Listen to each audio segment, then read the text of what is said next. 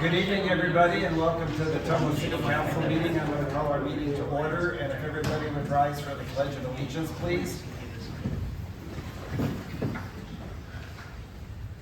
I pledge allegiance to the flag of the United States of America and to the republic for which it stands, one nation, under God, indivisible, with liberty and justice for all. Thank you. We'll have Chris take the roll. Councilmember Galloway. Here. Councilmember Hoffman. Here. Councilmember McIntyre. Here. Councilmember Cavanis. Here. Councilmember Basu. Here. Mayor Johnson. Here. The next item on our agenda is to approve tonight's consent agenda. Is there a motion to approve? Move to approve. I motion to approve the items in the consent agenda with removal of item B8. Is there a second? Second. Chris will take the roll. Councilmember Galloway. Yes. Councilmember Hoffman. Yes. Councilmember McIntyre. Yes. Councilmember Cavanis. Yes. Councilmember Basu. Yes. The next item is to approve tonight's agenda for our city council meeting. Is there a motion to approve? So moved. Second. Chris will take the roll. Councilmember Galloway. Yes. Councilmember Hoffman. Yes. Councilmember McIntyre. Yes. Councilmember Cavanis. Yes. Councilmember Basu. Yes. The next item on our agenda is the city administrator's report to council and citizens. I'll turn it over to Phil Rapp. All right, thank you, Honorable Mayor. Before I bring up our guest speaker today, I just wanted to cover a couple of quick things. Later on in the agenda, under the resolutions, section I, 1, 2, and 3, we have the resolutions approving the collective bargaining agreements with a couple of the, with Teamsters and with IAFF. I just want to clarify that we got a little bit ahead of ourselves here. What we're going to be asking you to consider tonight is simply the tentative agreements that were approved between the bargaining units and the city initially, and then ratified by the bargaining unit, and asking you to consider ratifying those tonight. Once that is done, if done tonight, we would present the contract with the revisions to the bargaining unit, respective bargaining units, for review, clarification. They'd be able to sign off on those, and at that point it should be brought back to you. So we kind of tried to streamline the process and the two things put together as one. So I just want to clarify, we're not asking you to approve the resolution tonight. I have clarified with legal that the way it's listed on the agenda, we're still able to accomplish that part of it, so we'll ask you to consider it at that time. Also, I just wanted to take a moment and recognize some of the accomplishments that the city and our partners had yesterday with the competition gym that was groundbreaking for that with the school district. We also had the Sportsplex, and we've got an item later on the agenda here for the ground lease with that. And I think those are two big things, and things that we've been talking about for some time in the community, and one of them for a number of years, and seeing that come to fruition with those momentous occasions, I think was really great for the city. I also like to thank those out on social media that have been positive comments in those regards, and pushing back on some of the negativity that we see from these really great things that are happening. And also things like Red Bry and businesses opening. These are all great things and positives for the community, and I think we need to celebrate those positive things and really appreciate those that are helping to push up the positive comments and push back on all that negativity. This is just too much of it, and It's not productive. it's not productive. So we're trying to do some great things in this community, and I just want to recognize those. And with that, I'll bring up Mark Rowe, Greater Ottumwa Partners in Progress, for an update, quarterly update on what they've been doing. Mayor, Council, I was told to be succinct tonight, so I will keep this to less than an hour 58. This does not work. Cut it some mic. So I would like to first echo Administrator Rath in saying that we did have two very major accomplishments yesterday as a city. And as a reminder, there will be no less than 20,000 people coming to Ottumwa, many of those who have never seen the city of Ottumwa, and had they seen it at some point in the past, the internet is saying that not a lot of good things are happening in Ottumwa, and they're going to be able to, on July 25th, look at the north side of Ottumwa, look to their left when they're in Bridgeview Center parking lot, and see that that is actually false and we are growing as a community. So that's a very good thing. There is a lot of negativity going around on Facebook. We will choose to ignore that because that is clearly not the message that we're trying to send out. So again, I'm coming with the animation tonight. We will do this presentation quickly, and I will attack this much like I did the last meeting, and I will talk about just the general economic outlay of the community, and then we'll talk about the things that GoPIP specifically is doing. So, looking at the commercial investment in the community, since we reported last in November 2023, about $3 million worth of commercial investment has officially gone underway in the city of Ottumwa for competition soccer fields, another $150,000 for a mall remodel, and another $1 million for River Hills Community Health Center medical clinic. So that brings the total number, or the total dollar volume for commercial investment in Ottumwa that's still actively underway at $138.1 million.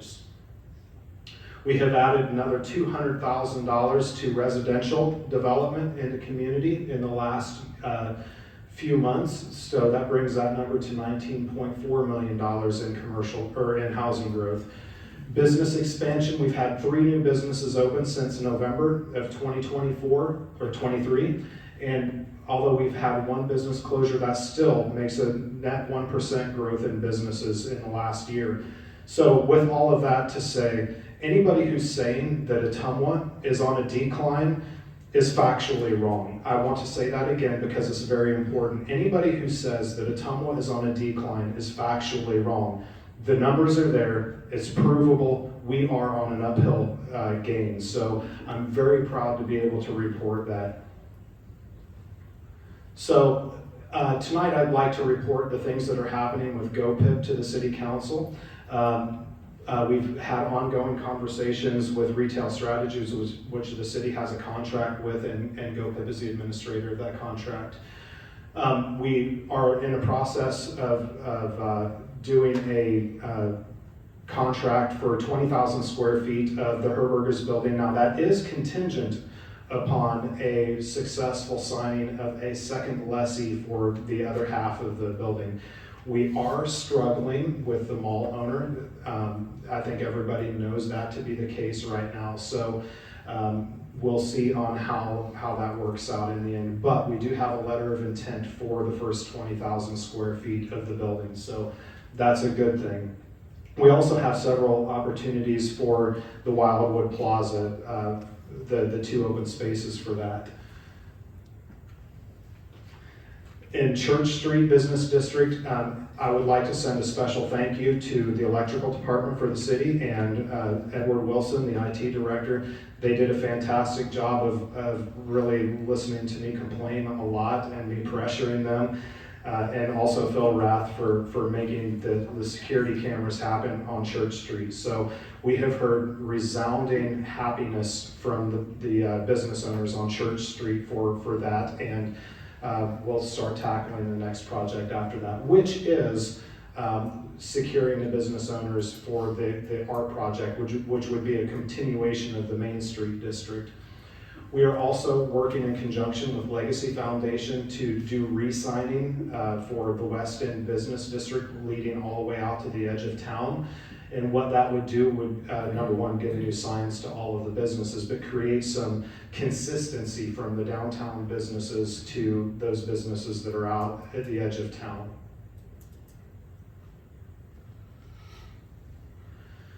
Helgerson Flats, I presented to the City Council a couple of months ago regarding a RISE grant application. We have submitted that RISE grant at this point. We have received follow-up questions from the Iowa Department of Transportation, and we will be sending the responses to those this week. It also is up for recertification, and we have officially signed, submitted the documents for recertification, so we expect that we will be recertified. And we have also, as of very recently, as part of the RISE grant agreement, committed to a voluntary annexation of that property into the city limits of Ottumwa at the conclusion of the construction of the new roadway out there. So we're making headway on that. In the area of business recruitment, I know that this is an area of special interest to Mayor Johnson. We have completed one, in the last couple of months, completed one agricultural manufacturer RFI to Iowa Economic Development Authority. We have been working with a medical tenancy for a provider for 10 to 15,000 square foot in the city of Ottumwa, and we have been working with a regional retail recruiter for a regional chain operation. So everybody knows we had our Lean In conference. This is the second year of it. We are happy to state that we did grow in attendance, small number, but that still counts. We did grow in attendance from 23 to 24. We have sent out a post-event survey, and the overall message that we're getting back so far is very positive, so we're happy about that. We were able to reach out the web for sponsorship this year, so we are adding some regional sponsors that aren't necessarily typical to Ottumwa, so that's fantastic, and we did add a men's track this year. Things that we have on the way. We have a business database completed, which is something that has been lacking in the city of Ottumwa. That has been completed. We're waiting to deliver that to the city of Ottumwa right now. We do have a community marketing video, which was part of the agreement with the city for GoPip. That is on the very, very cusp of completion. We are working with the Legacy Foundation in the city of Ottumwa for riverfront development. I wanted to give a little bit of an update on the Alta Vista site because I know that that's been an issue of concern with a lot of people. The ownership group has sent out a request for proposals on that site. That time did lapse. We did only have one application that came back in. That was rejected by the ownership group, so we're going back to the drawing board. Now, I know what's important to the homeowners immediately surrounding that area is how do we handle the lawn care going forward. We have sent out requests for bids for that for this season because we want to make sure that as local ownership that we're taking care of that property and we're doing right by the neighborhood. So those are coming in right now. We anticipate awarding the bid here in the next couple of weeks, and at that point we'll have monthly mowings on that lawn. So if it exceeds 8 inches of growth. So we went a little bit better than what the city already had in code to make sure that we weren't really creating an eyesore there. Our Economic Development Foundation that we started last year, we do have nonprofit pass-through availability, and we have secured the first nonprofit that we will be working with. And one of the things that I'm personally happy about is the ribbon cuttings that we're doing now. When we were doing ribbon cuttings before, we were really missing that human element and the story that was being told from the business owners. And we started doing live videos of those ribbon cuttings. So now those business owners really have a chance to tell the story. That way the people in the community really know what they're walking into when they're walking into a business. So that's been very well received, and we're happy to keep going with that. And then also, as part of the workforce and education component of what our mission is as an organization, we have started revolving interns in and out from the local school districts in Indian Hills Community College to help educate and train them. Mark, where can people find those videos? Is it on the GoPip website? It's on our website and on our Facebook page. And usually, the companies that we're doing the ribbon cuttings for are sharing those also. So with that, I kept it under an hour 58. So if anybody has any questions, I will take them. Oh, sweet. That's like a record for me. It is. I don't actually have any questions. I got a comment. So when we talk about negativity, if the citizens of the city are looking for something to be excited for, tons of things to be excited for. The new sports complexes, the tennis courts, the soccer fields, the things that GoPip is doing, the things that Scott's doing here with Bridgeview all over town. There are tons of things to be excited about. I want to urge everyone, please, please, please, don't look for the negative. I think sometimes it's easy to look for the negative when positive is all around you. The growth that's happening right now in Ottumwa is more growth than has happened in years in this short a time. Imagine the lives that are going to change. And remember, with these sports complexes, we're investing in our youth. We're investing in our children, and we're going to bring people to Ottumwa, and we're going to show them. Now, everybody, when I ran, I'm a flag waving Ottumwa. I love Ottumwa, and I am so excited about this growth. And I just want somebody to be excited. When somebody's negative about it, I want you to do me a favor and say, no, stop, listen. Look who this is for. This is for us. So let's all work together and enjoy this growth. Thank you, Mark, for what you and your team are doing. Any other comments from council? I agree with Mr. Hoffman, Councilman Hoffman. I think he's on the right track. We all need to follow that. I will say, to your comments, Councilman Hoffman, we've been keeping track, and I can tell you, since 1989, that when everybody claims was the heyday of Ottumwa, we're outpacing that right now. And again, this is factual information, so we are outpacing that, and people should really be proud of that. Right, we're going into an all-new heyday. This is the time, man. This is the time. I mean, this is Ottumwa investing in Ottumwa.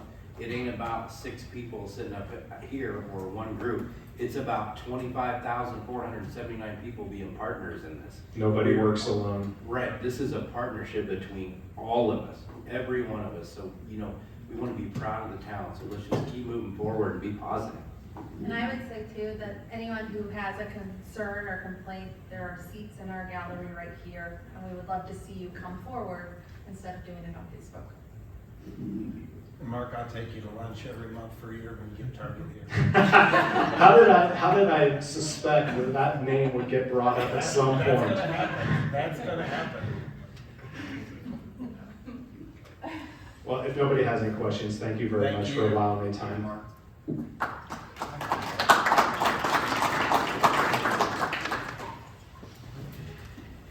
All right, that was all I have for tonight, and yet, once again, just congratulations to all the entities, Brian Morgan and the Southeast Iowa Sports Commission, all the members there, the school district board members, everyone up here, and all the great things that are going on, GoPip, and some great things to accomplish or to celebrate, and keep up the good work. We want to see these things continue. Okay, that's all I have tonight. Thank you. The next item on our agenda is where I ask if anyone in the audience wants to speak on any of tonight's agenda items. We have not gotten any slips up here, so does anybody want to speak on any of the agenda items that are on our agenda tonight? Maybe. Okay, It depends on all questions get asked. okay, all right. Okay, the next, we've got some public hearings, so I'll turn it over to Chris. This is the time, place, and date set for a public hearing on the proposal to convey certain real property known as 119 North Ward Street, Ottumwa, Wapello County, Iowa. I'll go ahead and open the public hearing, and I believe Jake's gonna handle this. All right, Jake can take credit though. So this is a item related to a piece of property that's been a vacant lot the city's owned for a while now. Michael and Amy Shikis own property next door. They're looking to buy the lot, and they do intend to build a home on the property. We are proposing to transfer the property with an instrument that will allow us to take the parcel back if they don't build a home on it, because it is a large lot that is suitable for development. It is something we've been holding on to in hopes that a development would take place. But they are interested in building a new home there. And they've followed all the steps in the policy, and we recommend signing the lot. Does council have any questions for Zach? Normally about 5-year time to give them time to build or start to build. I think we did 3 years here. Great, okay. Great, thank you. That's my question. Yeah. Any other questions? If not, I'd entertain a motion to close the public hearing. No other recommendation. Second. Chris will take the roll.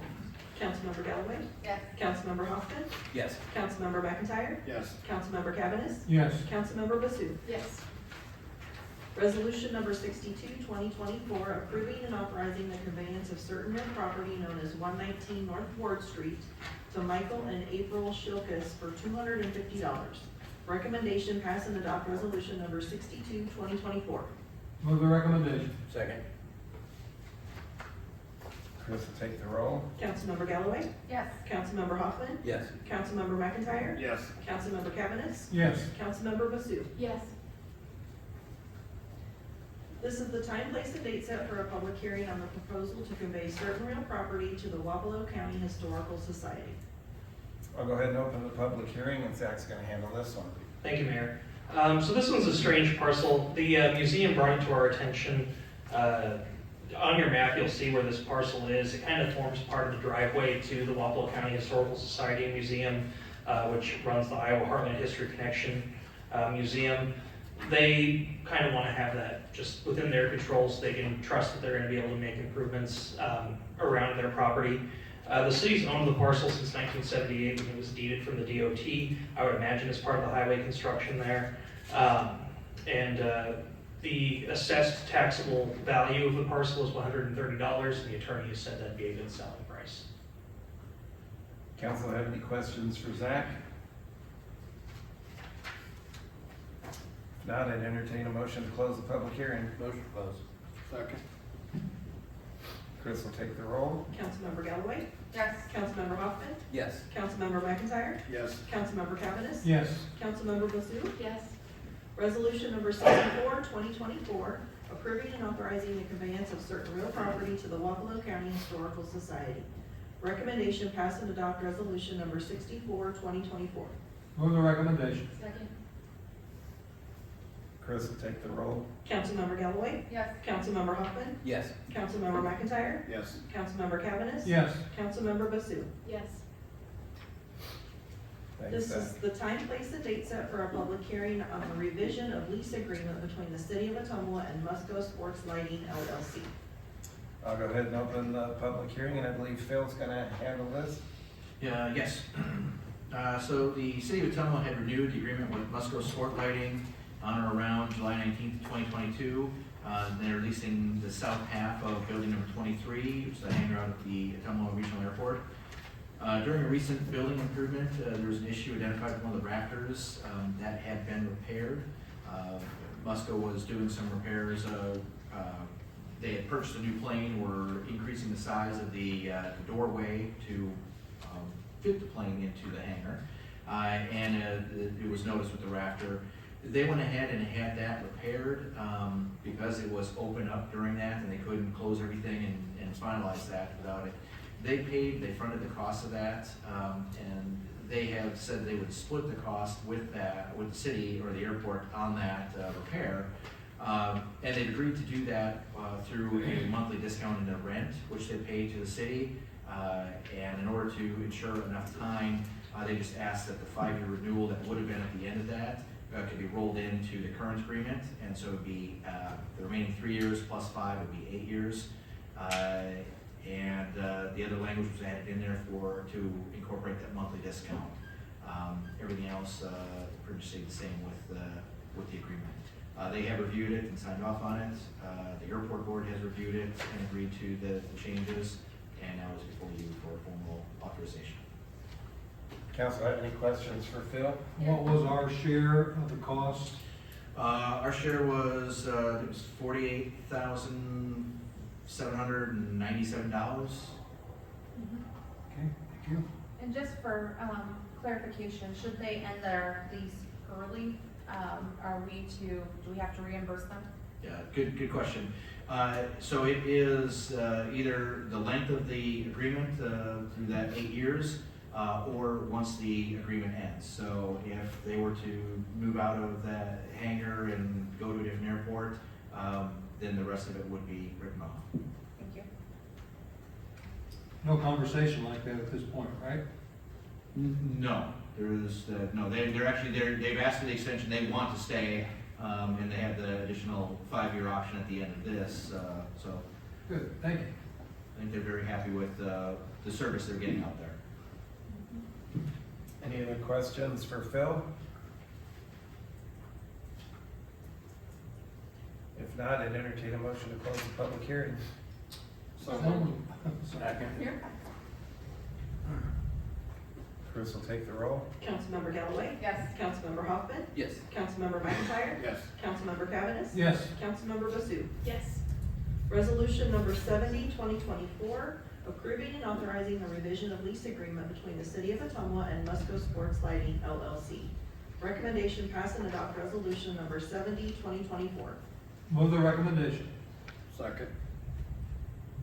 Chris will take the roll. Councilmember Galloway? Yes. Councilmember Hoffman? Yes. Councilmember McIntyre? Yes. Councilmember Cavanagh? Yes. Councilmember Basu? Yes. This is the time, place, and date set for a public hearing on the consideration of a ground lease agreement between the City of Ottumwa and the Southeast Iowa Sports Commission for the construction of an indoor sports facility. I'll go ahead and open the public hearing, and I believe Phil's gonna handle this. Yes, and I see there's also some board members from the commission as well, if there's any other questions for them to answer. They've expressed interest in building and maintaining the indoor sports facility. That facility was to be located in Sycamore Park. That is consistent with the Greater Ottumwa Park Plan. As part of the in-kind contributions, the city had previously expressed interest in entering into a long-term ground lease for a nominal fee of $1 per year, I believe it was. The sports complex should increase the level of sports tourism to the area, increasing the purchase of local goods and services, as well as city revenues related to local option sales and services tax and the hotel motel tax. So we have a copy of the lease, well, the resolution, and then a copy of the ground lease attached to that. It has been reviewed by the commission. It has been reviewed and approved by one of the lenders assisting with this project, and that was before you for similar approval. Council have any questions for Phil? Are we responsible in any way for liability or maintenance of that piece of property? No, we wouldn't be, and that would be part of what they'd be doing, constructing and maintaining that site. Unless there was any shared space that we would still be responsible for, but the part where the ground is and the building's going to be, that would be the responsibility of the commission and the individuals that they would hire to do that. Okay, thank you. And just to clarify, because this was a common question, I think, or I guess assumption on social media too. Even though we own the property and we are leasing it, does the city own the building? Oh, no, we would not own the building. That would be owned by the authority, I guess, so the commission. Maybe one of them wanted to respond to that, they could more formally. But no, we own the ground underneath, and they would own the building. They would maintain and run the building, or whoever they hired to do that. It's a part of the city, but not a city entity or city-run facility. I will also say, I know there's another question that's been out there as far as parkland and this taking parkland away. This is actually within our parks plan. It's consistent with that. We're not selling land or giving that land away in that regard. So there isn't a need to exchange or swap out or add parkland somewhere else. This is consistent with our current parks plan and operation. Thank you. Any other questions for Phil? In the future, if for any reason, and I suspect there wouldn't be, if they chose to transfer ownership of that property, that would be by agreement with the city and them? Yeah, I believe that was all in there as far as any sublease or anything like that you're referring to? Right, okay, yes. I think it says that they can't sublease unless they have written Right. approval from us first. Any other questions from council? Not, I'd entertain a motion to close the public hearing. Move the recommendation. Second. Chris will take the roll. Councilmember Galloway?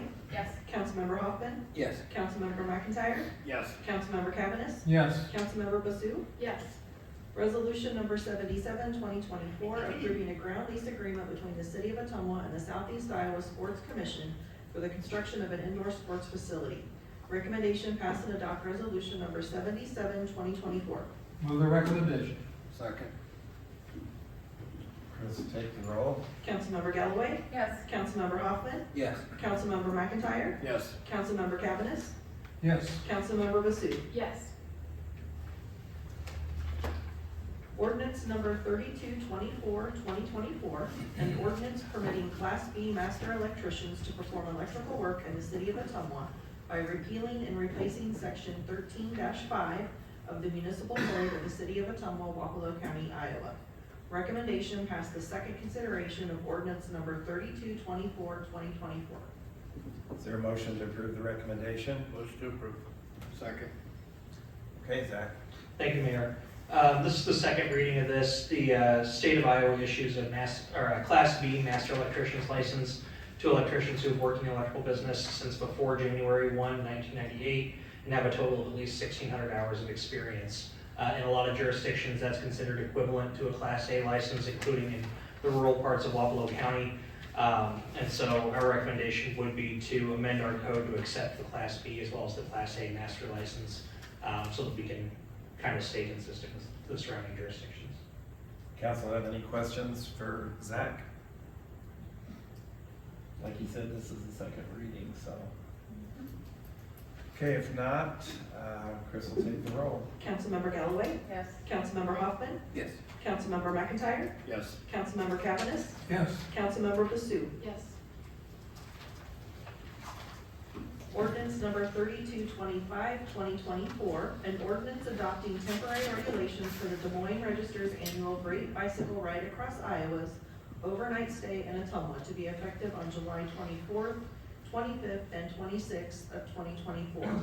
Recommendation passed the first consideration of ordinance number 3225, 2024. Is there a Move the motion? recommendation. Second. Okay, Phil? So I think everyone has heard by now, Ottumwa has been named as an overnight stay community for RAGBRAI 51 later this year. The event will bring an estimated 15,000 to 20,000 visitors into the city, including roughly 11,000 cyclists. An advisory board has been designated and is working with RAGBRAI officials to determine what will be required during this time for the protection and promotion of the health, safety, and welfare of the residents, as well as the RAGBRAI visitors.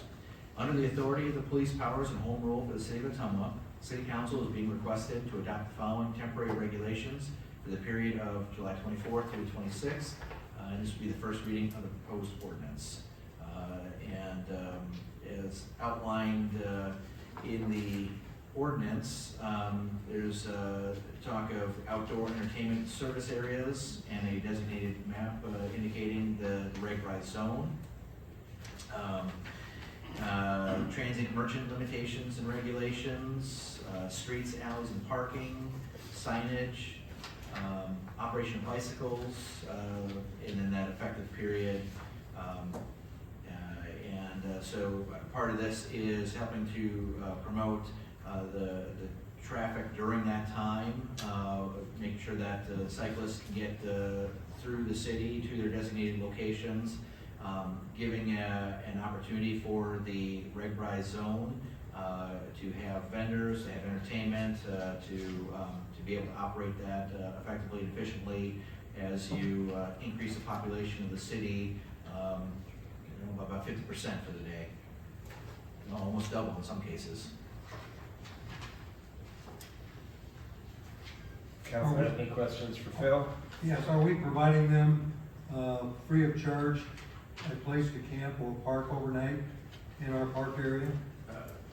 Yeah, well, we've got a couple of our advisory board exec members, but Mark Rowe is on that, he can answer that. So that would, thank you for the question. So the answer to that is a little bit twofold.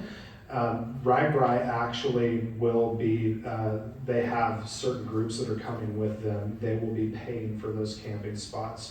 People that are registered for RAGBRAI that are going to be in our city campgrounds will be paying for those slots. There are a lot of people in this community that are being very generous and allowing people to stay in their homes, to stay in their yards. Obviously, they will not be paying.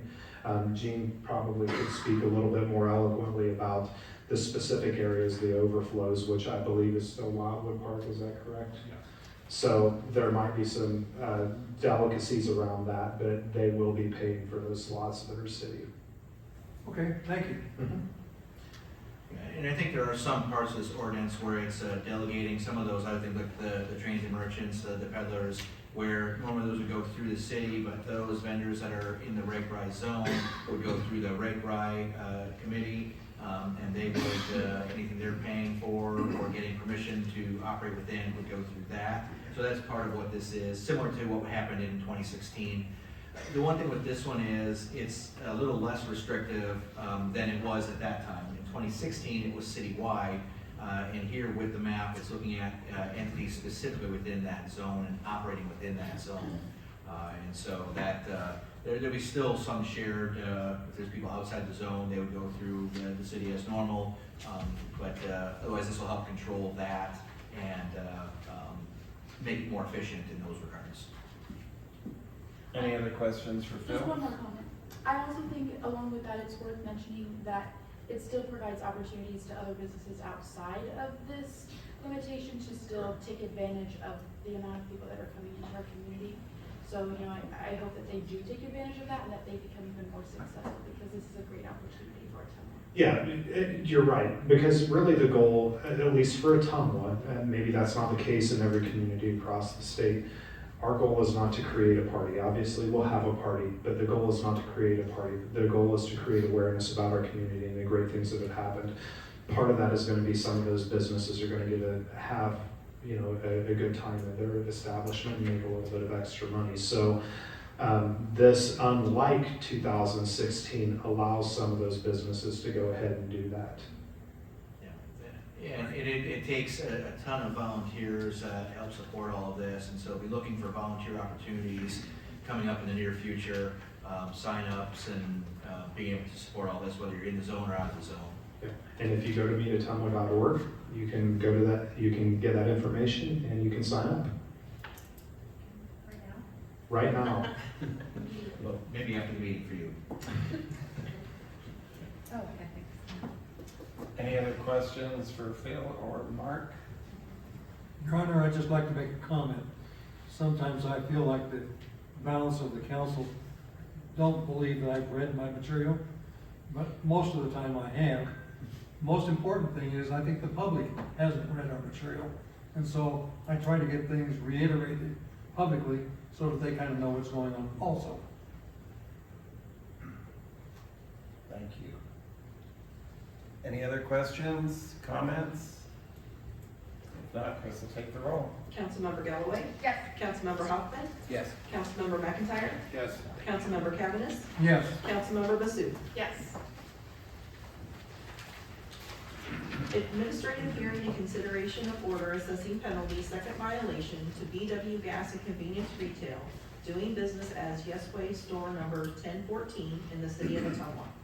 Recommendation, authorize the mayor to sign the order assessing penalty second violation with Yesway Store Number 1014 located at 502 West 2nd Street. Is there a motion to approve the recommendation? Move the recommendation. Second. I believe, Chris, you're gonna handle this. I'm gonna read it. On February 2nd, 2024, an employee at a local tobacco retailer sold a tobacco product to a person under the age of 21. That business was Yesway Store 1014, located at 502 West 2nd Street here in Ottumwa. This is the time, place, and date set for, it's actually an administrative hearing, not a public hearing, on the matter.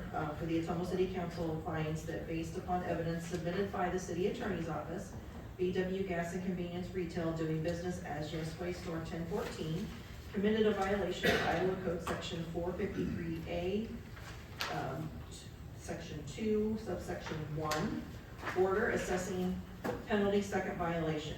Is therefore ordered for the permit holder to either remit $1,500 to the city on or before April 19th, which is 30 days from the date of this order, or agree to a suspension of the retailer's permit for a period of 30 days.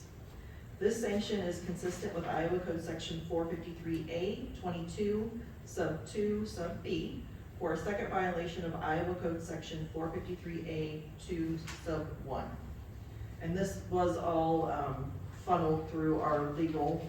They provide all the documentation for this, and this is just one of the, it's the second penalty, and if anybody is here from this store tonight, it's their chance to speak to the council. Does anybody from Yes Way want to speak? If not, does council have any questions for Chris? Well, am I reading this correctly, that their first penalty was at the beginning of March? I would have to Maybe check. not. They usually do, checks about, is it once every year, It says chief? like first violation right here, and then they signed it 3/7/24. Would that be accurate then to say that it was? It was in February, so this, their February first 2nd. one was last year, in 2023. Yeah, last March, the way I read it. So this being their second You're looking at the violation, wrong one. Oh, okay. She's looking at a different. My bad, I'm sorry. this being their second violation, it's kind of disturbing to me that nobody from Yesaway would show up to even acknowledge that we sold tobacco to a minor.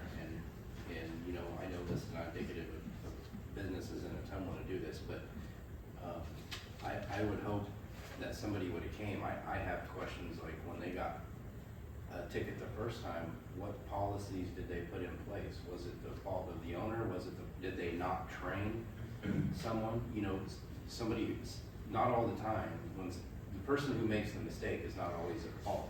Is it the leader? Is it the training?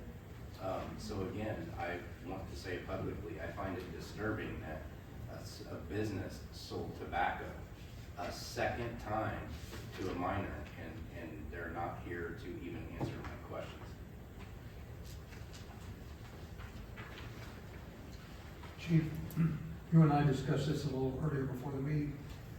If the council would approve, I'd like for you to reiterate what their choices are, so they have more leniency than most.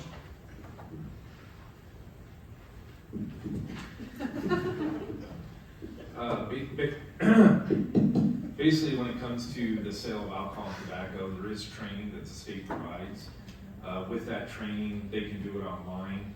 First violation within 4 years, the fines get waived. It's kind of a mulligan for the business, but that's on them to seek out that training and get that provided to their staff. And do the majority do that or not? The majority do, yes. Okay, good, thank you. I'm sorry, Mr. Administrator, what are the options now? Or do we, is it the fine, or do they have the Well- choice to take the fine, or do they have the choice to? They don't have the choice. They've already waived their right at one point. They have one of those every 4 years that they can use. So we really are voting on, The $1,500 fine. right, I just feel like if there's not a stronger level of accountability, the ones that are really being punished are the businesses who are following the law and training their people. So, Well, they're caught violating, and so that's the penalty phase, and, Yeah. right, and I want to reiterate too, like I said, the one that made the mistake isn't always the one at fault. I was in retail for 28 years. I understand that mistakes happen, but some mistakes just, you have to take the consequences for it. It's just not learned. I mean, like I said, it's not, sometimes it's the leadership and not the person who made the mistake. Well, as I mentioned to the chief this morning, Hy-Vee, and I'm not necessarily promoting them, but they understood the process. And anytime you chose to buy tobacco or alcohol, you had to produce a valid driver's license to prove your age, or an identification that could prove your age. And they took it real serious. They were not going to start paying fines for their employees. Well, right, and my former employer, who I don't want to say, it's not like I'm up here promoting,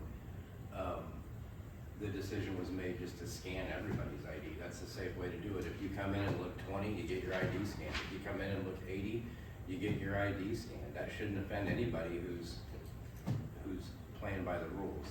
And like I said, I don't want to get on a soapbox. I take the safety of our youth very seriously, and the moral and ethics of our business very seriously. And I don't want to, like I said, I don't want to get on a soapbox. I don't want to say that people don't make mistakes. I just think there should be consequences that you learn from those mistakes. And like I said, it's just disturbing that nobody is even here to answer questions about what they've implemented so this doesn't happen again.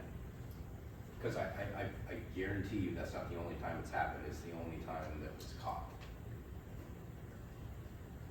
And that could be for any business. Any other questions for Chris? If not, she'll take the roll. Councilmember Galloway? Yes. Councilmember Hoffman? Yes. Councilmember McIntyre? Yes. Councilmember Cavanagh? Yes. Councilmember Basu? Yes. Memorandum of Understanding for the Community Responder Public Access AED STD Program. Recommendation: approve the MOU between Buffalo County Emergency Management Agency and the City of Ottumwa for the Community Responder Public Access AED STD Program and authorize the mayor to sign. Is there a motion to approve the Move the recommendation? recommendation. Second. Okay, Gene, I believe you're gonna take this. Thank you, Your Honor. Tim Richmond from the Wapello County Emergency Management Agency has approached the city of Ottumwa about entering into an agreement to provide public access AED boxes in Ottumwa Park. One unit will be placed in the Jimmy Jones shelter, and a second unit would be placed adjacent to the baseball and softball diamonds in Ottumwa Park. The agreement is attached. This agreement was approved by the Ottumwa Parks Advisory Board at their meeting on March 12th, 2024. And we also have Tim Richmond here to make a short presentation. Come on up, Tim. It's like show and tell. Is that heavy? A little bit. Thank you, Gene. So in your handout, I have a couple of visuals for you. Just to kind of give you the background on this project. So one of the things that I'm tasked with in emergency management is building core capabilities in our communities. And one of the activities I've been involved in for 30 years now is emergency medical services. And I've seen a lot of changes over the years, and I'm actively involved in kind of the changing landscape of emergency medicine today. And one of the things that has happened over the years is just the reduction in the number of personnel that are doing those kinds of activities, especially in our rural communities. So a lot of times rural communities are volunteer responder squads. There's less people volunteering to do those kinds of things anymore. We're very fortunate in Ottumwa to still have a full-time fire department in full force, providing EMS, doing an excellent job. So what this program is designed to do is be a force extender for all those folks that are still providing that service, both in the city of Ottumwa and the rural areas. So one of these boxes has been approved by all of our small town councils, and so they'll be on all the city halls in our rural communities. And that is really a huge force extender for them, because the volunteer squads out that are still out there, excellent too, but oftentimes not home during the day. And so with that long transport time, you can definitely make a difference. Within Ottumwa, you still can make a difference too. The Ottumwa Fire Department's response time is very good, but their call volume is increasing as well. That's the other trend that we see, is just their demand for their services is increasing. So they do the best darn job they can. They do very well, but there may be opportunities, especially in large events, where if we can have a close community member equipped right and trained right, they can also assist in making that difference. And so some of the stats you see in front of you, if you have just CPR alone, we promote bystander CPR, big change in the way we used to do things. You have a 9% chance of survival. If you do that and throw an AED in there, you have over a 50% chance for survival. And it's really a race against the clock. With each passing minute after you have a sudden cardiac arrest, you have 10% less chance of survival with each passing minute. So it's literally a race. What bystander CPR does for us is keep that oxygen flowing throughout the body to maybe extend that time window until you get this AED in place.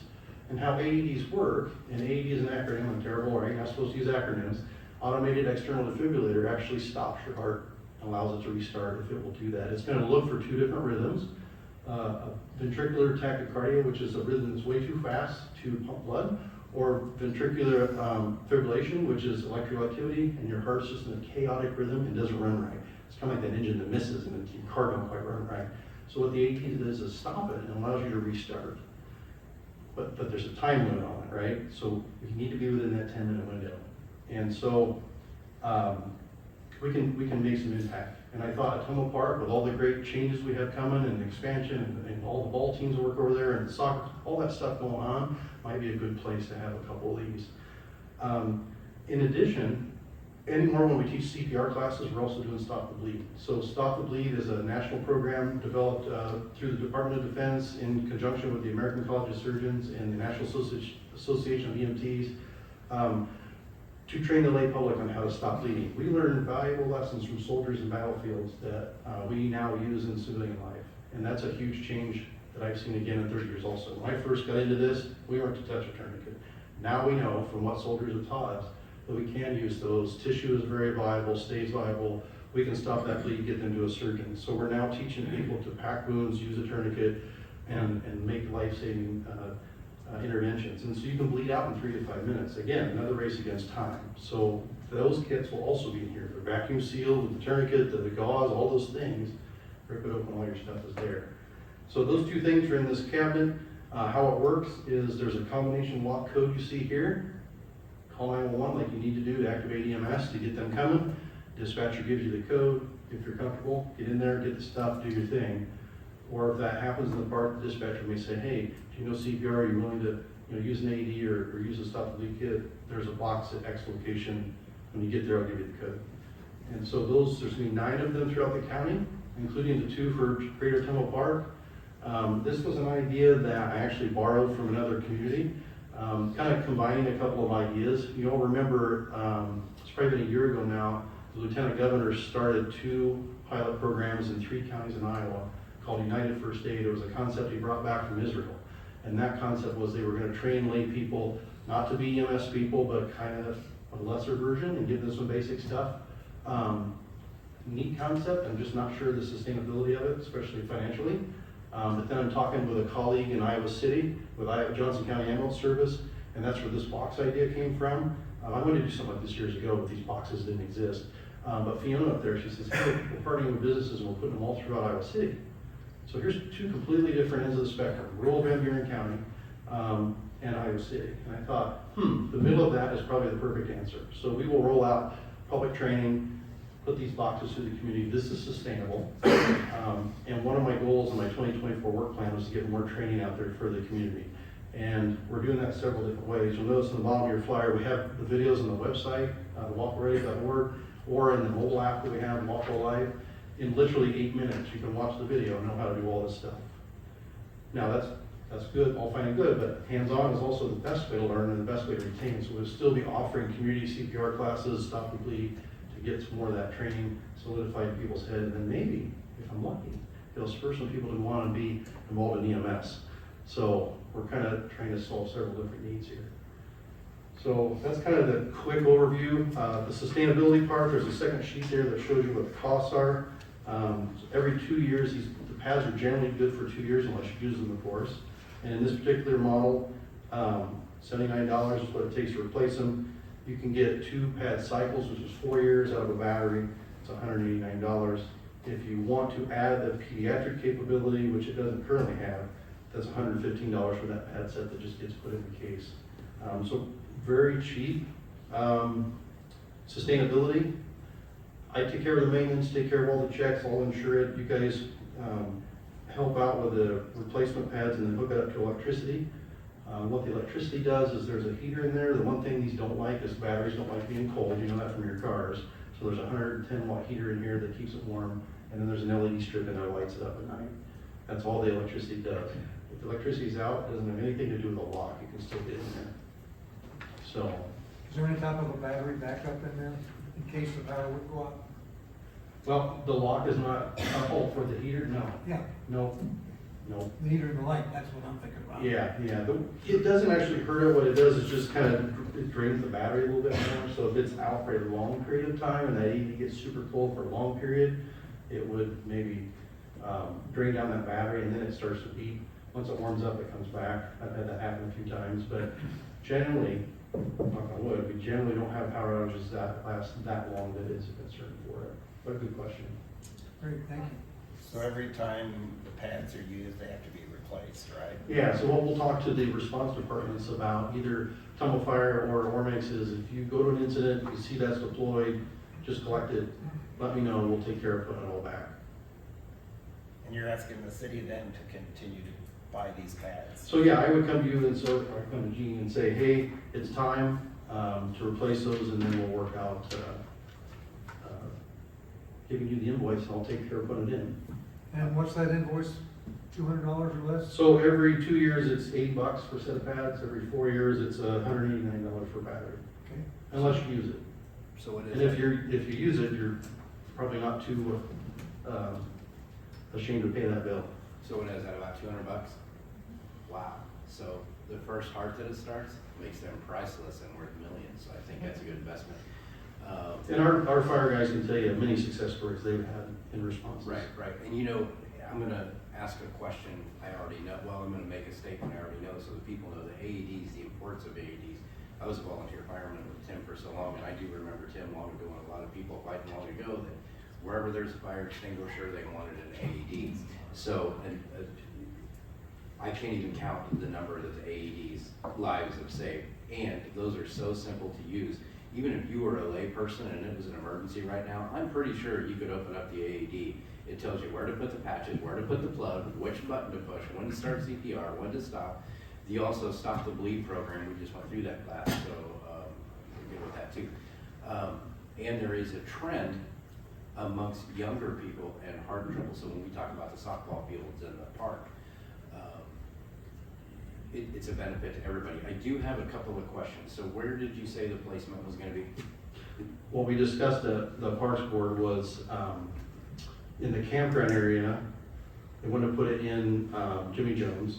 Originally, I kind of asked to put it near the camp host, and part of that conversation was, in many of the small towns, there's cameras on City Hall, and so there's a little extra layer of security. So I really don't have that capability in the park right there. The school district thought maybe they could capture the other one over by the ball fields on their camera in that ball field, but there's really not. I don't know of one, at least in the Jimmy Jones. Well, my concern would be talking to this council members, Jimmy Jones, even though it's an asset to the community and we love it with no video, and I think there's been some vandalism over there. And actually, is that the most convenient place for somebody to get to it? I mean, you said near the host, working near the host where somebody could get to it quicker. Yeah, you want it to be somewhere conspicuous, but yet somewhere somewhat protected, secure, or at least somebody keep an eye on it. The other benefit to that, not just from the vandalism standpoint, is just someplace where somebody's walking by all the time. So that it's very easy to check. You look through this window here, there's a window on the AD and it blinks a green light. And if it's blinking a green light, all is good. If it's not blinking a green light, there's this horrid noise coming from there, something's bad. And so that's all it takes to check it. So I love this program, I'm 100% on board. I'm so happy right now. The only thing I challenge is the placement. I'd rather put it near a host, near one of the new buildings over there, where it's a camera, where it can be checked. Like I said, I know Jimmy Jones Shelter is historic and it's a value to Ottumwa and the park. However, I challenge the placement. And that's something like I work with Gene on, he knows the park best. Yes. But when you think about it, it might not be that bad of a place to put one of those because there's a lot of events that go on in Jimmy Jones Shelter throughout the Isn't it spring, like the summer, and fall. centralized location of kind Yeah, of? somebody got sick That there. area, so Yeah, people are right walking there. around. Yeah. So. What's the cost of that unit again? So I have about $2,500 in each of these boxes, and I'm glad you asked that question. So the money come from various different sources. So the first three, Legacy provided the money. They're real good about, hey, I got an idea, and they fund it and say, go do it, which was perfect because then I had the first three bought. I used that as, and then the second step was the communities of Chillicothe and Kirkville used kind of their own safety money through their insurance company to get it to help buy the box piece anyway. So then that was used as a match to a regional healthcare coalition I'm part of through public health emergency preparedness funds. And they loved the idea that it was already going, there was a match, and they're like, yep, we'll buy the rest of the stuff. So overall, just under a $25,000 investment that we couldn't have done otherwise. But, and the sustainability is cheap, as you see. I think if I could comment on that, I like the idea of having one with Jimmy Jones because we have lots of entertainment going on in that location. But I also like one up closer to the campground. So if the city has to spring for another unit, I'd be in for that. I think it's important. And I think we need to train college students and high school students. I'm not excusing the seniors, but they're more likely to have activity that would be in that area.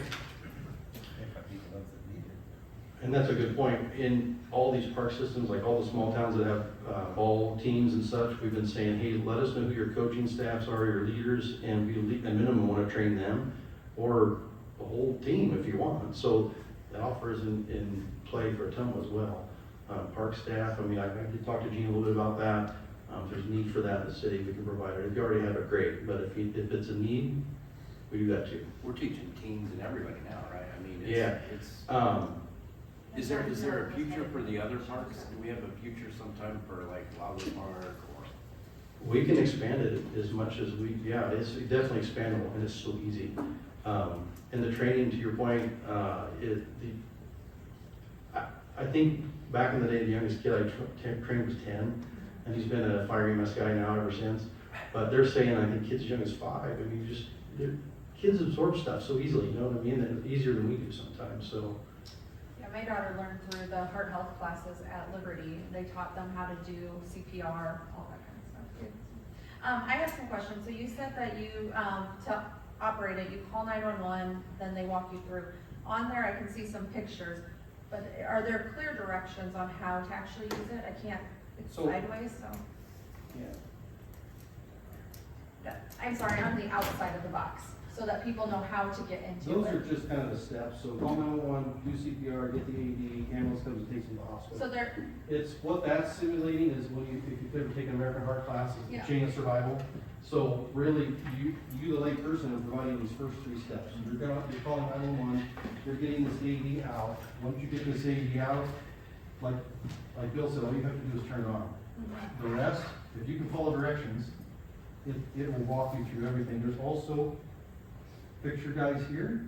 There's pictures on the pads where to place it. But once you turn that on, and it says pull, you pull those pads off, it's going to tell you each step. And it knows when those pads are placed because it's going to sense that conductiveness to the body and go, okay, now we're ready for the next step. And it's going to tell you to clear that patient. We're going to analyze it, see if I have one of those 2 rhythms I talked about. If you do, it's going to say, okay, make sure everybody's back and got a shot. If it doesn't see it, okay, now I need to start doing CPR. And it's going to give you a little beat and do it. And you do that for the 2 minutes, and then it's going to say, okay, now we need ambulance again. Well, by then, the rest of the cavalry's going to be here. no, I guess I think that's phenomenal and stuff too, and, I mean, I had to use one in an emergency situation, and thank God that there were directions, because when you're freaking out, it's great to have them. But if I am a lay person and I come and my friend here starts to have a heart attack, if I run up to this box, am I gonna understand, am I gonna just be able to, like, my first thought is just whip this open. It says right up It at does the say, top. I can't see that. It says call Okay, 911. that's what I was asking, Call thank you. 911 for access code open? Perfect, Yeah. okay. Not that you won't try that in a panic. You're right. Exactly. You're right. You'll try that and you'll go, okay, So, yeah. perfect. No, And fair then, enough. so, and then again with vandalism too, while the lock is, secure too, are you concerned with, or have you experienced any vandalism with any of the other ones? Well, they're just going in, so I can't answer that yet. And then my last question is training. I know you talked about like community training, but I imagine that, all of our dispatchers have already been trained in like how to, talk someone through one of these boxes. We haven't went to that step Okay. yet. That's a whole nother level. They do offer what they call TCPR training. Yeah. That's just a whole nother level we're not ready to go to yet. Perhaps we will talk about some of that stuff in the future. For now, we're just trying to offer the public Perfect. some tools to go along with some of the training we offer. We'll start there and then we'll move forward. Perfect. I think that's great. One stat I didn't share is that if you're going to successfully defibrillate someone within that window, 90%, the study showed 90% of the time that first shock will do it. So it's that race against time. It's just putting this in the hands of somebody to get that first shock in, then the rest of the cavalry comes in and takes over. And I guess you kind of answered my question, with providing, dispatch with how, like, teaching them how to walk someone through that. I guess another suggestion would be like making sure we have resources for non-English speaking community members as well. Because the pictures are very helpful, but directions in English might not always be very helpful. And maybe trying to find some extra resources because, like, especially at Jimmy John's, there are lots of international festivals that happen there and lots of, you know, community members who don't speak English who very well might need to use the AED system as well. But wonderful. Police Love- Chief love the Harrington, idea. do we Yeah. have any bilingual dispatchers? Not dispatchers. What was the question? If we have any bilingual dispatchers? Oh, we have a translation service. Yeah. If you find that vandalism becomes a big issue with these in the county, are those things eligible to be insured, so you're not constantly having to pay another $2,500 a pop? Yeah, it'll be under my insurance, so deductible through ICAP, so Okay. standard things that, other things we insure. I hope that doesn't I happen, would but we won't hope know that until we we wouldn't try see it. vandalism with a life-saving measure. Any other questions for Tim or Jean? I think this is a great program. I agree, and I think if they have no method of getting into it, I would think that would reduce the vandalism possibility considerably. Not that they wouldn't try, but I'm just saying, you know, there's always somebody that's gotta test the system, so. Well said. Be nice to have a camera on it, though. It would, it would. Yeah. Any other questions? If not, Chris will take the roll. Councilmember Galloway? Yes. Councilmember Hoffman? Yes. Councilmember McIntyre? Yes. Councilmember Cavanagh? Yes. Councilmember Basu? Yes. Consideration of a state and community highway safety grant, fiscal year 2025 application to the Governor's Traffic Safety Bureau. Recommendation: approve the grant submission and authorize the mayor and chief of police to sign the application and contract upon receipt. Is there a motion to approve the recommendation? Move the recommendation. Second. Okay, Police Chief Farrington, it's all up to you. Thank you, Mayor and Council. So since 1998, this is a partnership we've had with the Iowa Governor's Traffic Safety Bureau. It's an annual grant that we get. This is funds for overtime costs for special traffic enforcement, and also equipment that we seek, everything from PBTs to radars, the cameras inside our patrol vehicles. Any questions for Police Chief Farrington? How many years do you say you have been working with the government on that? Since 1988. Long You're time. Every working year. pretty good. Yep, Okay, it's a good program. thank you. Any other questions? If not, Chris will take the roll. Councilmember Galloway? Yes. Councilmember Hoffman? Yes. Councilmember McIntyre? Yes. Councilmember Cavanagh? Yes. Councilmember Basu? Yes.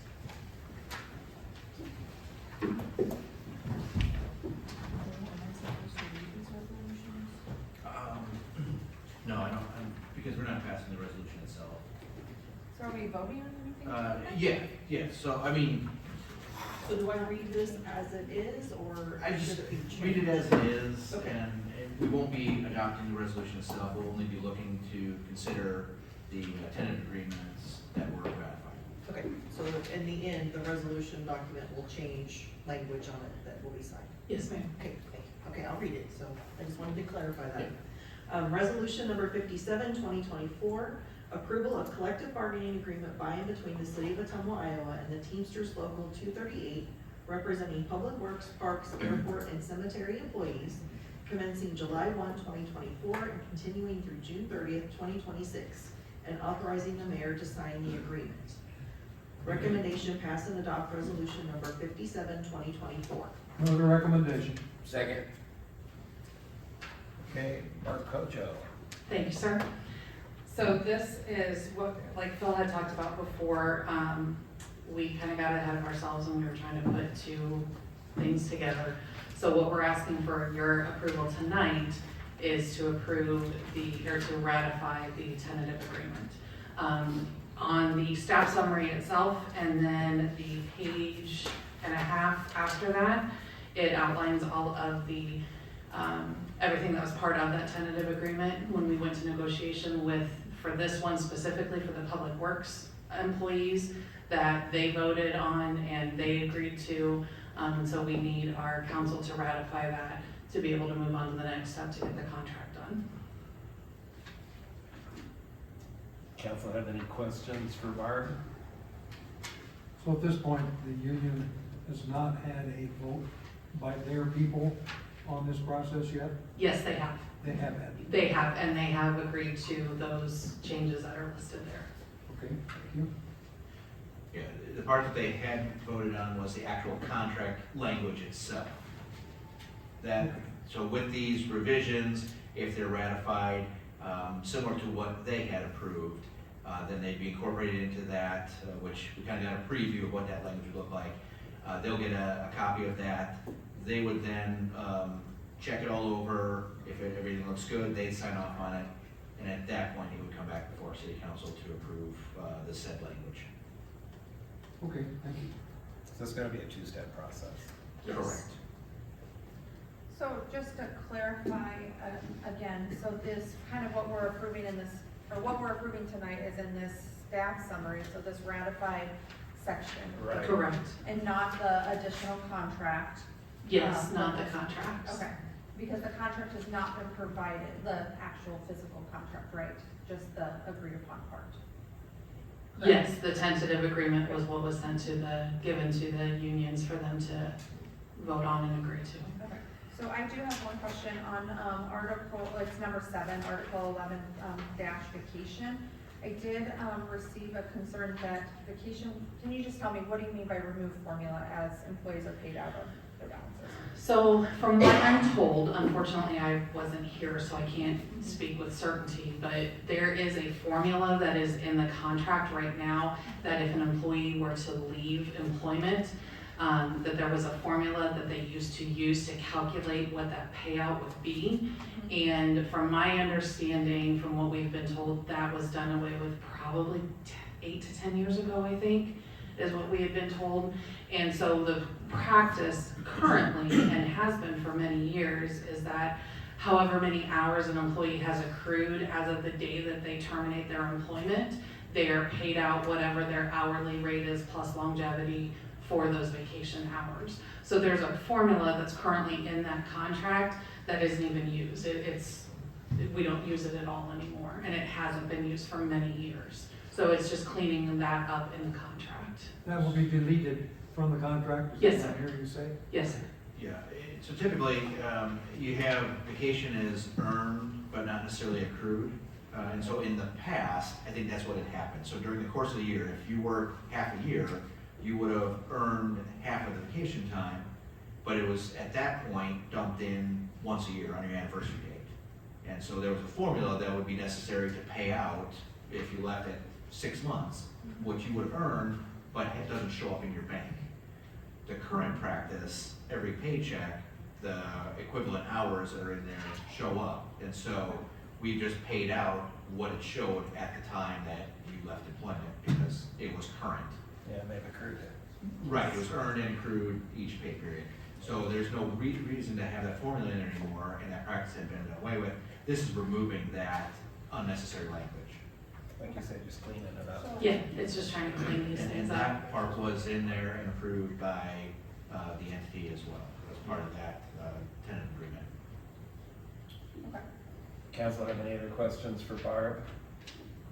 So, I guess I have more comments. So I need to kind of be upfront too and say that in this whole process, I think I misunderstood and made assumptions, and I feel like I need to apologize for that because we had our wage and benefit study, and at our last meeting, I made the assumption, or not our last meeting in October, I made assumptions that people were going to be given the raises, and then when we would do collective bargaining, we would be bargaining over like percentage, or not percentages, but raises. And so I made that assumption, and I need to apologize because I don't feel like I asked the right questions to gain the understanding, and I don't, and so I felt, so when this process came forward, I felt a little like, oh, I made the misunderstanding that I thought that when collective bargaining came around that we were gonna give those raises, but that's not how this process works, is my understanding now, correct? Our intent was to provide those, but it is negotiation. Mhm. So we go to the unions and we gave them 2 different proposals. Yes. And we offered to say, this is what we believe that each one of these positions should be at. Here is what we believe each position should be paid. We did that. Now the union has every right to come back and they can say, well, while we appreciate, I think the average was about a 14% increase. Okay. They can say, well, we're gonna take that 14% increase and we're gonna spread it across all of the positions equally. And we don't agree with maybe this very specific position being at this rate. The union has every right to do that, and they can come back to us and say, no, we're not taking that 14% across the board, or whatever it is that you are saying that these positions should be at. Here's where we feel that they should be at. And that's part of that collective bargaining with each individual union. I mean, we have it set, and that's what that compensation handbook says, is that is what the city of Ottumwa, based on all of the research that we have, all of the compensation data that we got, that is what we feel those positions should be paid at. We have come back, and as we've, done we've gotten different information, whether it's licensing information or professional trainings or different things like that, that yes, we have made some changes to those, and that's based upon the information that we then have at that time. But again, our unions can always come back and say, we don't agree with that.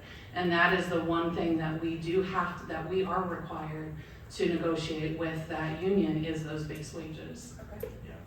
Yeah, so before this negotiation process even started, the entity had the ability to vote on if they wanted to be represented or not. So the process started there, and I think a strong majority of those that voted to maintain the union membership. And so we had the numbers from the study, and that was our comparables. And so we said, hey, here's what we think these positions should be. We presented that as an option. And now a piece of that was also looking at, okay, well, this new pay scale rolls longevity into that. It takes account for not every, while the positions are on the grade, individuals are going to be in different steps in that grade based on their years of service, et cetera. So it was more of a cumulative effort to get people onto the scale and where they should be. And so as a result of that, we said, okay, well, we've got most of this language in our employee manual, and this is a piece of, or an extension of the employee manual.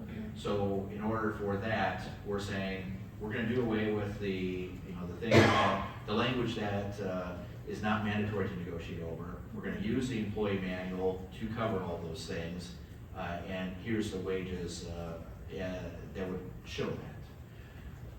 We also heard over the past year or so that there was concern that all the city was going to do was get rid of the unions, and the language was important. So we said, okay, well, we understand that. Here's an alternative option. If you want to maintain that language, we'll give you the cost of living adjustment that is for any of the non-represented employees. That's for any other bargaining units that we were looking at. That 3.2% for this first year. And then here is the adjustment to get you onto that grid. So those were the two options that were being presented there. One of the units said, no, we don't even want to look at that other one. We want to keep the language. We'll take the 3.2%, and that's what we're going to present. And that's what we tentatively agreed to. Who is representing the city in these negotiations? Phil, our city administrator, and myself are there, along with our labor attorney, Mike Galloway. Okay, thank you. Yeah, and ahead of that process, we also talked with any of the department heads that are affected by it. So like with the police last year, talked with the police chief to see, are there concerns with any of the language? Are there any things that we should be looking for? Now, public safety is a little bit different in that regard because there's more that is mandatory subject to bargaining, more language that needs to be part of that process. With the public works and the municipal one after this, most of that language is not permissive, and it's not required to bargain over. The other thing I'd like to add to Mr. Cavanagh's question, our labor attorney, Mike Galloway, he represents probably 90% of the cities in the state of Iowa, and he does all of the labor negotiation for those cities, for most of them. So he's very well versed in not only what has been done, because he's been doing it for over 20 years, but also very well versed in what's happening in the state of Iowa. So he's a great resource for us to be able to, when we have concerns that do come up, whether it's from police or from somewhere else, we can go to him and say, hey, does this make sense? Is this what other cities are doing? Or what would you recommend here? And he's been a very great resource for us. So to that effect, I mean, we're going into these negotiations very well prepared and understanding what's going on. So when you come to a question, who then has the authority to say, no, let's back up, let's talk about it?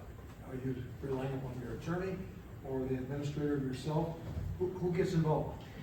It's a combination of the three of us. So when we're sitting with the union representative, so and then the stewards from the different unions themselves, normally they present to us what their initial proposal is. We then present to them what ours is. We break, we discuss, come back, see what we can agree upon. If there are questions, it kind of goes both sides. The union may ask us a question, hey, I'd like some clarification here. And I will say, this is a couple of them down, but I think the fire department did a fantastic job this year. I've never been involved in any other collective bargaining with them, but I really felt like our fire union asked a lot of questions. They came to a tentative agreement, but before that, there was many conversations where the union president actually came back and said, hey, we just don't quite understand this. What did you mean here? What did you want to do here? And the fire department did that, I want to say 3 or 4 different times. So when we talk about the fire tentative agreement, there was a lot of back and forth. There was a meeting, and there was even a meeting where it was just myself and the fire union to just say, hey, we have a concern here, help us understand this. And as we talked through it, yeah, you know what, that was an issue, and we came to a resolution and an understanding with that. So to that point, there is a lot of discussion that's back and forth, and we're very willing to have that because we want to make sure that it's right for everybody involved. Thank you. Any other questions from council for Bart? If not, Chris will go ahead and take the roll. I mean, Yes, Alice? yeah, I'm just gonna say one last kind of statement, I think. I think when it comes down to it, just for the council, in the end, the voting members of the union did agree to this, and I think that's an important thing to remember too. I guess just as another statement, this is a 2-year contract, correct? Correct. Yep. So, again, the union voted on this too, or the voting members were able to vote on this. I just worry, and again, I'm not saying of this contract, I'm just saying in general of, as we go forward in 2 years, just ensuring that we are, to everyone, I'm saying this to everyone, not just us, but we have to remember that our unions are there to protect our staff, and we are up here, and it's a negotiation too, but we have to make sure that the people that are at the table too are there to work together, like you said, with the fire department, to come back and forth too, and remember that it's for, not just a couple people, but it's for everyone too, because even if you're not a voting member, or if you're in, some people don't get to choose, their positions are in the union, and I think that it's just something to remember going forward too, that we have this wage study, and I would hope that at some point we're able to really work together so that we can get people at the wages that we want them at too, going forward too, because we do have staff that are going to leave, and we don't want people to leave because of their wages.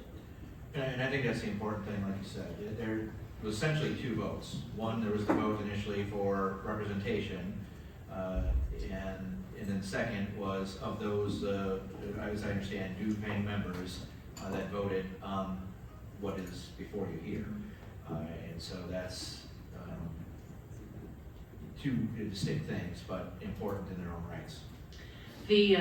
And from my understanding, this is a fairly new thing when they made all of the changes from 2017, is the recertification elections that happen.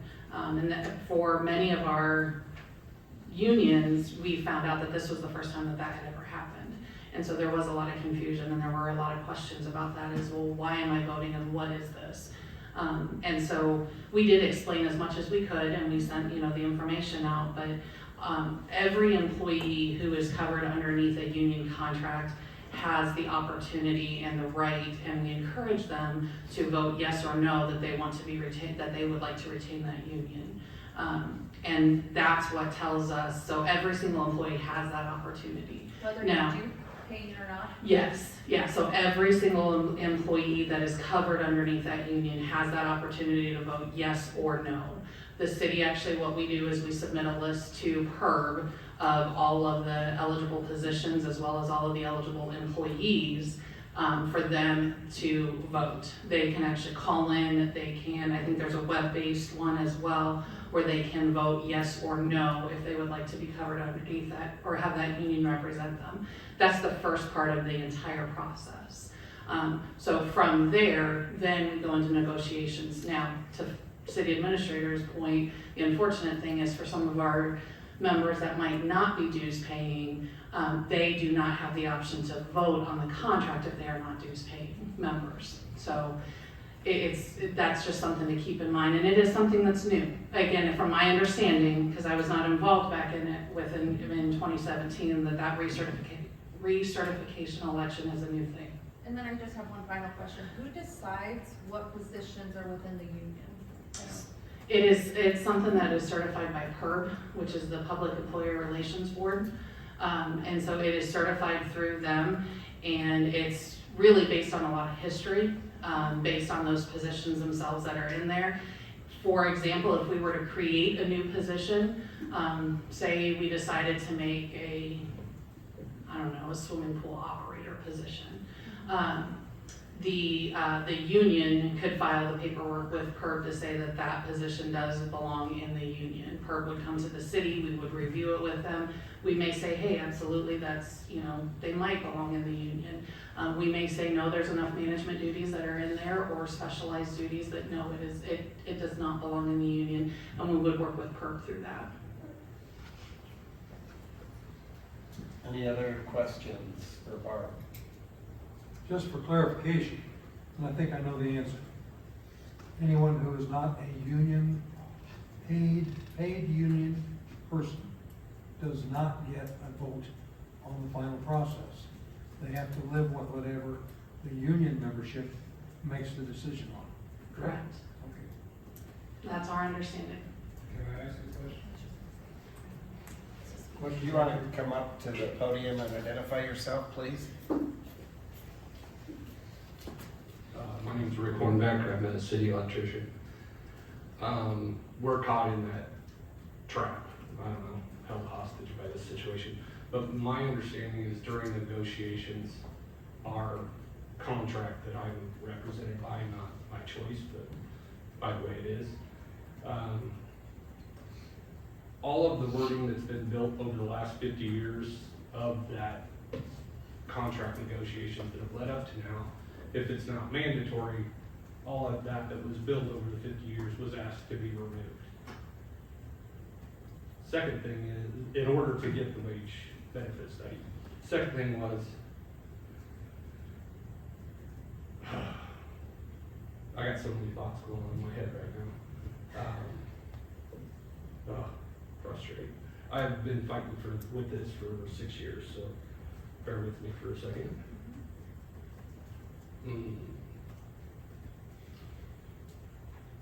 The union, I don't know who decides what contract they bring back to be voted on, because they were only brought back the one with the 3.2% and not the wage benefit study, so they didn't have the option to vote on that. And I was wondering, why was that not an option given? So the reasoning behind that is because when we were in negotiation, the union stewards that were at the table said, absolutely not, we do not want that one. We only want the second option. The municipal employees came back and said, we would like to take both options and give that to them. I was told by 3 of the negotiators that were sitting there, if the option was to have the wage benefit study and keep the wording, they would have signed it or taken it. So I was just wondering why that was not an option. Yeah, so I think over the course of years, maybe even decades, through negotiations, it's a process, and it's a process where language might be added, and there's a price that's paid. Maybe it's giving up so much of an increase. In other years, there might be language that's brought back and a higher wage adjustment is given. And that's the nature of the process. During the police negotiations, I think that's something that happened where we had language that was quote unquote bought out of the contract in exchange for the wage adjustment of the 6% for each of those 3 years. So there was some give and take there. And that's really what that was. It was, okay, you know, from the city perspective, here's the wages that we think are there, and we have data to show this. As a result, we'd like to buy that language out, so to speak, and you know, be able to operate off of the one document for the most part for a majority of employees, so that there was, you know, it was more streamlined, it was easier to manage, it was easier to explain, and so if you're doing trainings, you can train on the one thing. You've got a new employee, here's what you can expect. If you're talking about the HR system, you've got less coding in there, less chance for error. And so that was the purpose behind that, was to say, yeah, here's an opportunity. If you would like this wage adjustment, this is what you're giving in exchange. And on this particular one, the people that were at the table said, no, we're not interested in that. We're happy with the COLA of the 3.2%. We just want to keep that language.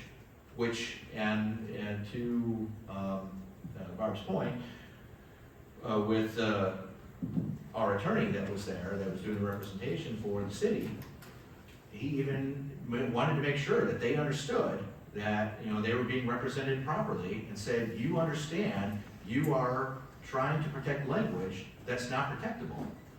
A council, you know, the next time around, or administration next time around could say, yeah, that language isn't even on the table. We're gonna take that, and there's nothing we're offering in exchange. So, I mean, technically, you could have just said, yeah, this language isn't there, and we're gonna give you 3.2%, thank you. And if it goes to arbitration, 3% is the max. Which isn't the CPI, or CPI last month was like 2.9%? Yeah. Right, so yeah, 3% is the ceiling, it could be lower. The intent too, and something to think about, I understand, I mean, with these two bargaining units, we have 64 employees that this affects. We have over 200 employees for the city of Ottumwa. Take public safety out just simply because they operate under different rules as far as collective bargaining. We are trying to get the same set of rules for our employees to follow. By keeping that language in the contract, by offering that increase, we would essentially be saying that these 64 employees would get more than the rest of the employees. They would have different rules that they follow than from our other employees. Something that we've really been trying to do we've heard it, is the Good Old Boys Club and the Good Old Boys Network, that, well, these people get something because they know this person. We are really trying to be as fair and consistent as we possibly can for as many employees as we possibly can. So I understand and I hate that these 64 employees are going to be affected this way, and there's this much concern with this. But again, I'm trying to look at, and we are trying to look at all of our employees, the over 200 employees that we have for the city that are affected by all of this. So rather than having 6 sets of rules, let's try and have 3 sets of rules. Thank you. I would just like to comment that I think I understand what Mr. Hornbeck was suggesting, and that his suggestion was, although he's not a union, dues-paying union member, so he doesn't have a vote. But why couldn't there have been some negotiation to blend those two offers together for everyone's benefit? And I don't understand why that couldn't have been done. Although the union stewards, I guess, have the right, or the union has the right to say no. So. Any other questions for Barb? I'd like to make a couple comments if I could. I'm an old union man myself, but I'm also a management man. And I think just the way, what little bit I hear, I want to make it clear that we as the city council have no say-so on negotiations or anything. And everybody that called me, I made sure I let them know that from the beginning. And I listened to them until they was done making their comments. But from what I heard from Phil and Barb, what little bit of the process they shared with me and the people that called me, with their frustrations. I think at the end of the day, it really comes down to this, that an employee, union or non-union, shouldn't have a pay raise coming to them, but has to negotiate by taking something away that they worked so many years to get. Because you never see that in a management position. You never say to a financial director, hey, the study says you get this much more pay, but we're gonna take this away from you. So I think at the end, when people soak it in, that's probably where most of their frustration is. I agree too, it's almost like you take this or that, you either get wages or, so I agree with Keith or Councilman Cavanagh. Well, my feeling is perhaps, and I wasn't involved, but if I were, I might have gone to the union and said, you know what? We're gonna have some employees that are gonna walk away from this. Why don't we talk about negotiating or blending the terms and see if we can save some jobs? That's just my comment. We did try to negotiate with them. There was a conversation about, help us, what is it that's maybe not understood, what could we do? And it just did not happen that way, unfortunately. Yeah, and I also just point out that there are, I think, 2 or 3 differences between what the employee policy rules and regulations are and the language in the contract. So, I mean, for the most part, there were very little, if any, changes. That was a choice that was made, and where I may have my personal thoughts and feelings about union and their place in today's society, I also respect the fact that individuals wanted to keep that language, and that's why that was even an option and an offer alternative to that. That was a choice that was made, that the people that were there brought an agreement back to be voted on, which was voted on by those that were able to vote, that said this language, we're gonna give this up because we wanna keep this language. That was the choice that was made. And I respect that, even though I may have differences of opinion on it, I have to respect that process and that decision. What was when they gave up the wage scale raise and not to go on the handbook, is what you're, Yeah. what was the reasoning for not taking that? They don't want to give up the language in their current contract. And that's the question I get to, why didn't they want to give up the language? Is it? That's the $59 I'd say question. there's still a level of distrust or mistrust between management and labor, and that is things that we're working towards to try to, get that gap. And I think as changes were made in the employee policy manual, they were to mirror things that were already there, so that we were closer to getting that unified, that one style or format of rules and regulations, so there was less to have to worry about, to try to show good faith in those revisions. There was a couple of things I think that were added in here.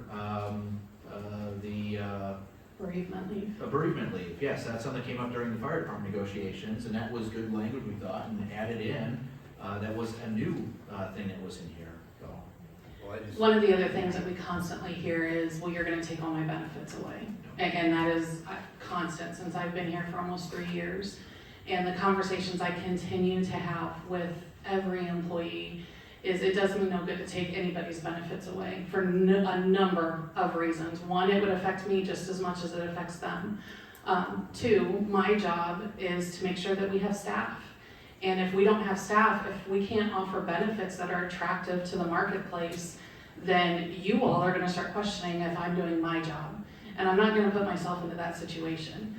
Not only with that, if we take anything away, it has to come through you all for approval anyway. Any personnel policy changes, any changes to any insurances, any money that we spend, anything like that, it has to come through council. I cannot just wave a magic wand and make it disappear. So there is a constant concern out there that we are taking benefits away, and that just cannot be farther from the truth. The other piece of that was that, well, if it's in the employee manual, it can change like that, which still has to be approved by all of you. I would say, if you want to look, as we talked earlier in the meeting, about the negative side of that, yeah, that's the negative approach. Because you're assuming automatically that it's going to change for a bad reason. I could also say, we don't then have to wait 2 years for a positive change.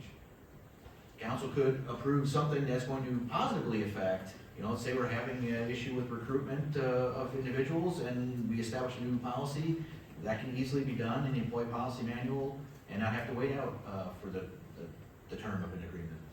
So there's a positive to it too, or could be. There is a positive, and we can open things. I do think we need to work hard on gaining our employees' trust. I mean, I think they are valued people, and their perception is they don't trust, and that concerns me. No, I agree, and Rick, if it, not putting you in a spot, but he and I have had some conversations, and I'm working to try to help him out with his particular situation, and hopefully we can come to something. I understand you feel stuck in your situation, and I feel for you. But again, like I said, I have to also respect the process that we're dealing with. One other comment that I would like to make, and that is if this process comes back to this council and they don't approve it, then it's not approved. Right? We would go to Well, mediation. Mediation, Yes. and then if something's not agreed upon at mediation, then it would go to Arbitration. Yeah, which, that could potentially, depending on what the CPI for, and tell me what CPI stands for again. Consumer Price Index. Thank you. Whatever the CPI is, that would be, essentially, so there could be money. It's either whatever the current CPI is or 3%, whichever is less. So I just wanted to make the point I think that's a good that point. the council is not bound to sanction something they don't agree to, or don't think we should agree to. Mhm. So there are options for us too. And to that point, I think we have to remember that the union came together and the voting members voted on that too. And they voted for this language. We haven't talked about the final contract yet. So we have to remember that too. And and I think someone hand popped up. They weren't given the option though for the wage benefit Can or. you come to the microphone? I can't hear. Sorry. My concern is that they weren't given the option to have two different votes, like we're not voting on this or this. We had one option that was vote yes or no, and then it was gonna go to arbitration if you didn't agree. So it was either you take the 3.2 and 3% or it goes to arbitration. That was the option given. Presented to you. Yeah, and Yeah. I apologize, because we didn't obviously present that, but if that's how it was represented, there would have been a step in between there, mediation would have happened first. So yes, if similar to tonight, and I hope this isn't the case, but the city council, votes this down, we are at an impasse. If we didn't, and correct me if I'm wrong, but I believe the fire contract, or the agreement the first time was voted down, there was more conversation, and the second time, nothing changed, but it was clarified and they voted for it. So, if that's bad information you received at that vote, then I unfortunately. Okay. Can I just make one comment too, towards, what you had to say? Thank you, Keith. Towards what you had to say, Mr. Hornback, and not even necessarily as a council person, because, it's been said several times, it doesn't matter what we think about the language, because the union voted on this. And that's the beauty and the downfall of collective bargaining, that you get the choice to vote on that, and as the people you have spoken, that this is the language that you would like to keep. But a message to the unions, to your stewards, to your representatives, as somebody who is a dues-paying union member in my own chosen career, challenge your representatives. Because if I was in your position, I would probably be very unhappy as well that all of these options were not presented to me, because that is not how this process is supposed to work. So when this does come back up for renegotiation in a year and a half, challenge those representatives. That is your right. Whether you're forced to be in the union or not, take that opportunity and advocate for yourself. Because as a council person, council people, we don't really have the power to do that for you. And the whole idea of a union is to be able to stand for yourself and to have that power in collective bargaining. So take that opportunity. I think there's something to be said about acknowledging the agreement that the union has made for this bargaining contract, but when it comes back around again, utilize those opportunities that you have to advocate for yourself. I'd like to make a point of clarification there. We are the employer. We are not sitting on our backsides and just doing nothing. This council is the employer, and our arbitrators represent us. If we don't agree with how they represented us, we have the right to say that. Correct, but it is also our responsibility to acknowledge what our employees have decided for themselves. That is the purpose of the union. The employees decided that they voted. Correct. I mean, it was a majority we had 37 of the Public Works employees that said they wanted that union to represent them, and we had 11 of the 14 for the municipal. So they voted the majority that they were to be represented by this union. Or what was the total, like, about every? There was 50 in the Public Works union, and there's 14 in the municipal union. Okay, I got it. So, Public Works, there's 50.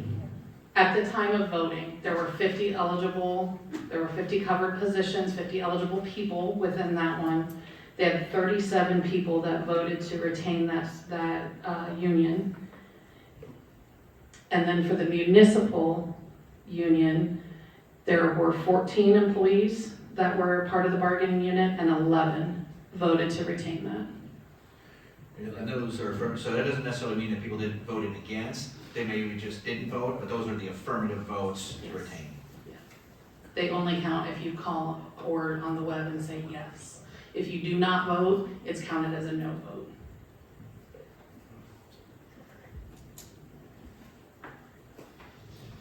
Okay, I'll ask one more time. Is there any other questions for Barb? I guess it's just another comment and then I'm gonna stop talking. But again, I feel that, or I believe, I don't feel, I believe that, so we did get some calls and that, I think a lot of us did too, but I believe we are between kind of a rock and a hard place too. While I understand what Keith is saying, I also understand what, Cyan is also saying too. And I go back to, I think that, they have voted on this, and I am fearful, I'll be honest, that if this is voted down and it does end up going to arbitration, will there be a lesser raise? And that would not benefit anyone. And while I think that there probably could have been some more pushback between the union and between the city, again, I go back to, if this goes to arbitration, there is the potential that they will get that the union will get a less raise. Again, not saying, I think, again, there could have been better pushback, better communication, better things like that. And I feel for the people who are, as you said, stuck in your position, because that's also not what we want to see too. And I want to see our employees where they deserve to be, but I also don't want to also take away percentages if that ends up happening. And that is where I believe that we are in this rock and hard place too. So I just throw that out in caution. Well, and I agree, I think it's about retaining our talent and being what's. Talk in your mic, I can't hear you. I said I agree, I think it's about retaining our talent and getting our wages where there should be. And when I want to make it clear, when I talk about trust, that didn't happen overnight. No. I'm not pointing fingers, that didn't happen overnight. And I think we are taking steps for that. But it is just kind of a tough place to be in right now. Any final questions? I'm done for real. If not, Chris will take the roll. Councilmember Galloway? Again, I'm voting on this because of the caution that I explained, but I am voting yes. Councilmember Hoffman? Yes. Councilmember McIntyre? Yes. Councilmember Cavanagh? Yes, because we're not voting to ratify. Yes, Right. correct? Councilmember Busui, that is correct. You are voting to ratify. We are voting to ratify. No, You are voting to ratify the tentative agreement. Yes, not the Yes. final. But Not the the final final. language is coming back. Yes, the final language will come back. You are not voting on the contract. You are simply voting on the changes themselves that are on the staff summary. All right, I'll vote yes reluctantly. Councilmember Busui? Yes. Resolution number 58, 2024, approval of collective bargaining agreement by and between the City of Ottumwa, Iowa and the Teamsters Local 238, representing municipal employees commencing July 1, 2024, and continuing through June 30th, 2026, and authorizing the mayor to sign the agreement. Recommendation pass and adopt resolution number 58, 2024. Is there a motion to approve the recommendation? Motion to approve. Second. Okay, Barb. Again, this is very similar to the last one. You are not voting on the contract itself. You are voting to ratify the tentative agreement, which is the changes in the staff summary. And this is for our municipal employees. Let's see, Chris, just copy and paste the whole argument. And just for the public's knowledge, when you say municipal employees, who does that cover? So that covers our building inspectors, our health, please forgive me if I forget somebody, our health department, well, building and code enforcement department, our clerks, our gatekeepers at the landfill and the recycling center, our beach supervisor, manager. I believe that's it. Okay, thank you.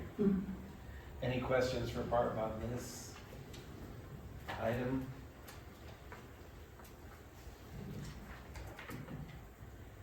This is basically the same song, second verse, right? Yes, sir. Okay.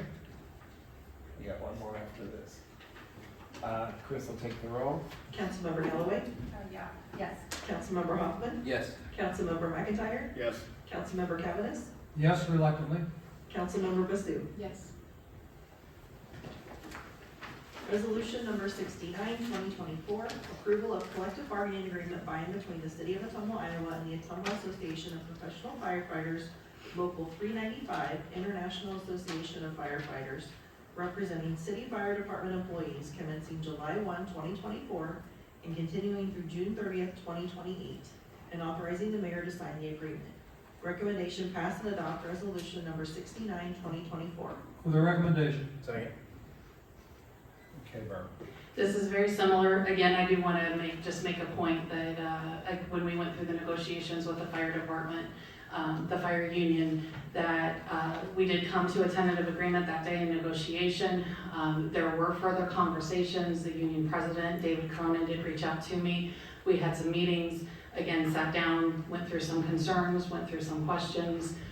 There was a lot of communication back and forth between the city and the fire union, and I really commend them for that. We ironed out some things. There were some things that we thought would work, they didn't work, but it gave us that chance to sit down and go through that, so I really commend the fire union for doing that. But this essentially is the same thing. What you are voting for right now is to ratify the tentative agreement that they have voted on. Again, they went first and they had more questions, and so they went back and they went back a couple of times, and the firefighters union did approve these changes as well. Council have any questions for Barb? It sounds like this was a more amenable settlement than perhaps the other two maybe, at this point. This one went very well. It was very smooth, and like I said, there was a lot of communication, a lot of questions back and forth, and a very much so a willingness to just understand everything. Yes, absolutely. Thank you. Any other questions for Barb? If not, Chris will take the roll. Councilmember Galloway? Yes. Councilmember Hoffman? Yes. Councilmember McIntyre? Yes. Councilmember Cavanagh? Yes. Councilmember Basu? Yes. Thank you. Thanks, Barb. Resolution number 71, 2024, awarding the contract for the 2024 asphalt street repair project to Norris Asphalt Paving Company, LC of Ottumwa, Iowa, in the amount of $1,534,812.50. Recommendation pass and adopt resolution number 71, 2024. Your motion to approve the recommendation. Move the recommendation. Second. Okay, Mr. Bergmeyer, it's all yours. Thank you, Mayor. So this was the project or annual street repair program. We posted this to the city website and to Master Builders. We had one bid come back from Norris Asphalt in the amount of $1.5 million. Again, it's misleading. It's not a $1.5 million contract, it's just a price list. And anyway, it was within 2% of what the estimate was. It was pretty close. So I recommend approval. Council have any questions for And Phil? this is East Main Street, is that correct? Correct, East Main, and then a little bit on Herman, and then the rest is gonna be kind of left over on, depending on where it goes. Okay, thank you. Any other questions from council?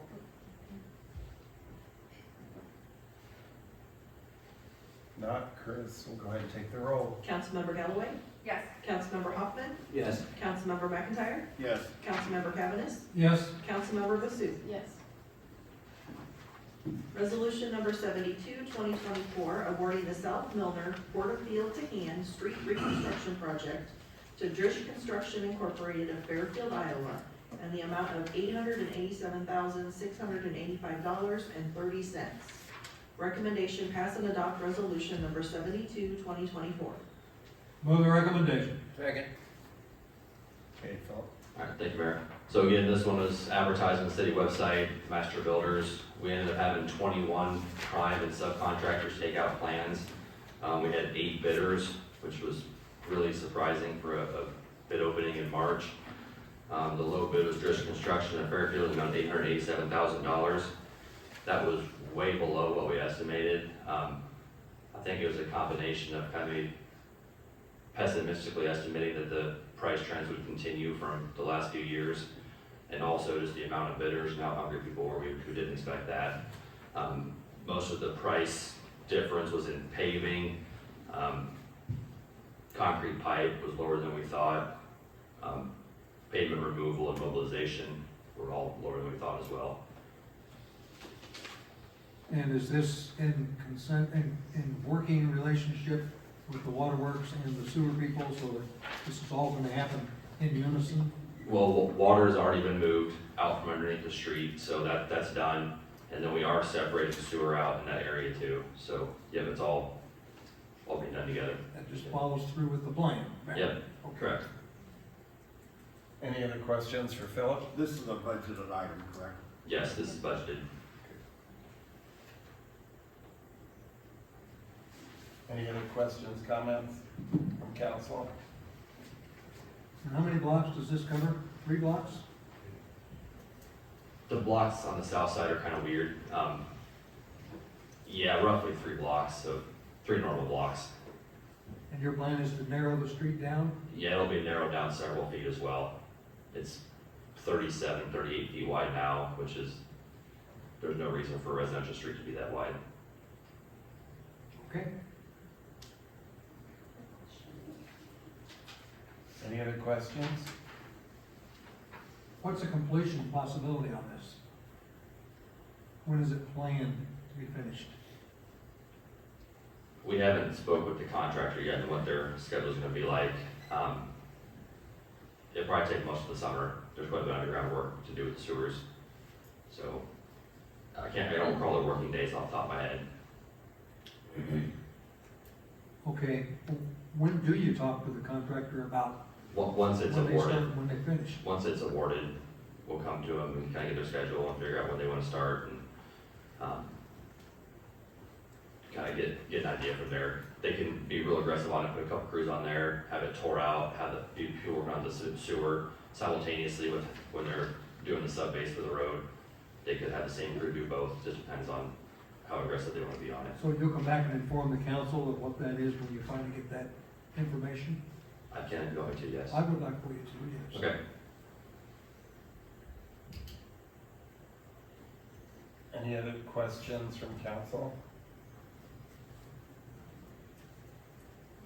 Not, Chris will take the roll. Councilmember Galloway? Yes. Councilmember Hoffman? Yes. Councilmember McIntyre? Yes. Councilmember Cavanagh? Yes. Councilmember Basu? Yes.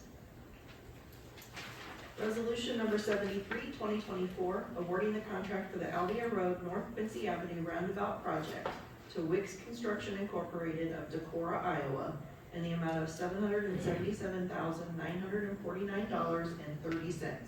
Recommendation pass and adopt resolution number 73, 2024. Move the recommendation. Second.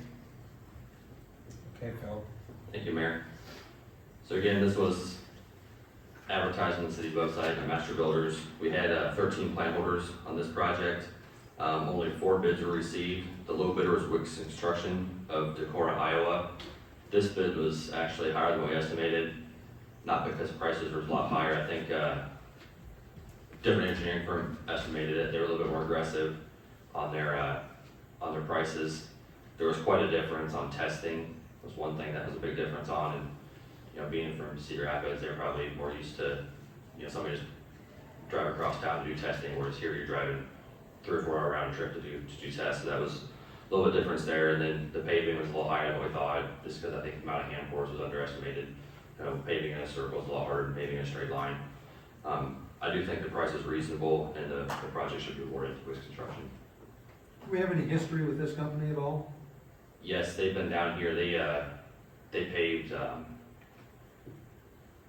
turning in a street that crosses. I'm drawing a blank now. The stoplight's on 149. Woodland? Woodland. I didn't start with W. Woodland. Woodland, east of Court Street. They paved that for us a couple years ago. They did a really good job. Good, thank you. Where will the additional funding come from? They'll come from streets, or lost road use. Kind of just, it gets put into the street construction fund, but it's ultimately from lost in road use. Perfect, thank you. And this was funded for like 500,000 or something like that? The maximum grant you could get from the state was 500,000. It was awarded the maximum amount we could get from the state, and it's up to us to put up the difference. And what did we budget that for? We know we got 500,000. Yeah, I did not budget, so it'll need a budget amendment. We had estimated at 700,000. They came in at 777, so it'll have to be a budget amendment for that. But we're 300,000 lower on Milner, so there'll be money in the construction fund for it. Okay, thank you. On this one, we do have a little bit harder start date on this. So we have a window starting April 29th for utilities to come in and get out of the way, and then they'll have to be in construction by May 13th. Because the city was awarded this last year, right? Yes, we had to start construction by July 1st, or we lose our funding. The contractor could come in before April 29th too, if they want to start early and get some tear out done and some stuff done with the utilities still in the way, but. And you're doing some kind of a plan with them, trying to keep traffic pattern flowing generally while they're doing the work? No, I think I misspoke last time. This one, we have to pull the whole intersection down. We're going all the way to that bridge across Kettle Creek, so there's no way to keep traffic going because you're intersecting the bridge. You can't. Drive them down in the ditch or something, isn't it? There's an aerial sewer there, so you can't do that either.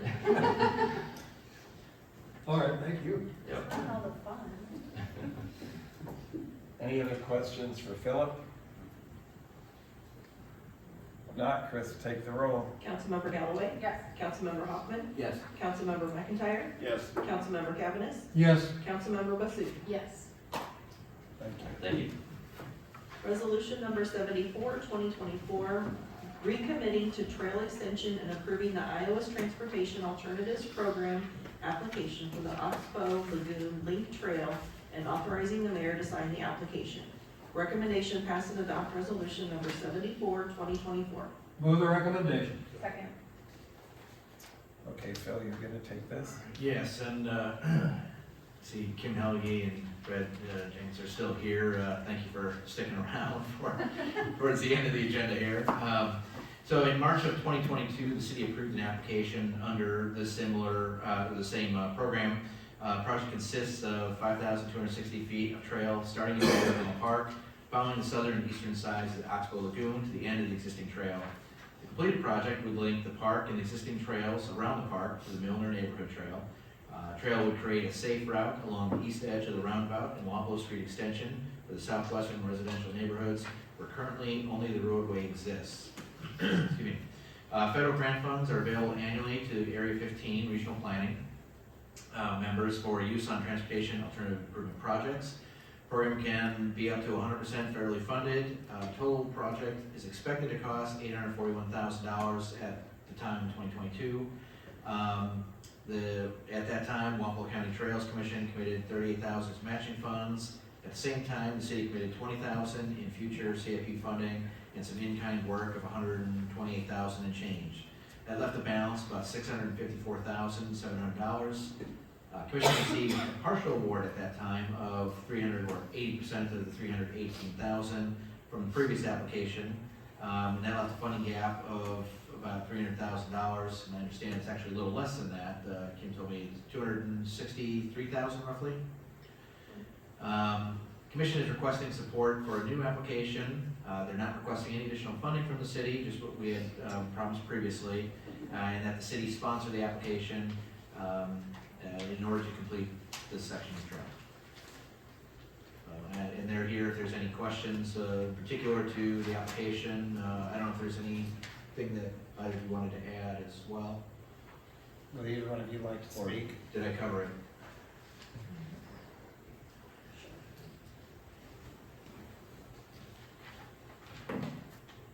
Thank you. So as Phil mentioned, so when this application was submitted in 2022, the TAP committee had 3 applicants, and so they decided instead of just awarding project or a project or however much money they had, they literally split the pot 3 ways. And so our project did not receive full funding at that time. We do have an opportunity to resubmit, and so that's what we're doing, so that we can apply for the remainder of the money that we did not receive the first time around. And then what we can do is we can combine those 2 projects, and so it would be FFY 25 funds. And so what that would allow is we'd be able to combine all those monies into one pot so that the project can be done together. We have been working on other funding sources, and so last fall we were awarded $81,000 from REAP, and we just submitted another grant that we hope to hear a positive response from in April. And so that would allow us to do the first 1,000 feet along the Ferry Street Wapello extension. That would go from Richmond Avenue into the park.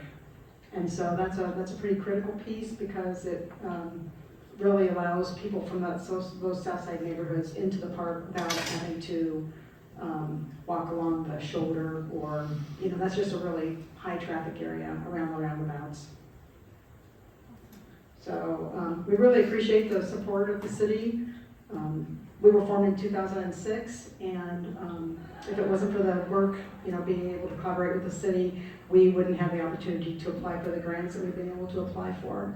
So the total match for this is an 80-20 grant, and so 80% of the funds will come from, the funds that we receive from TAP, and so then the Trails Council plans to raise $116,000 that will meet the match requirement.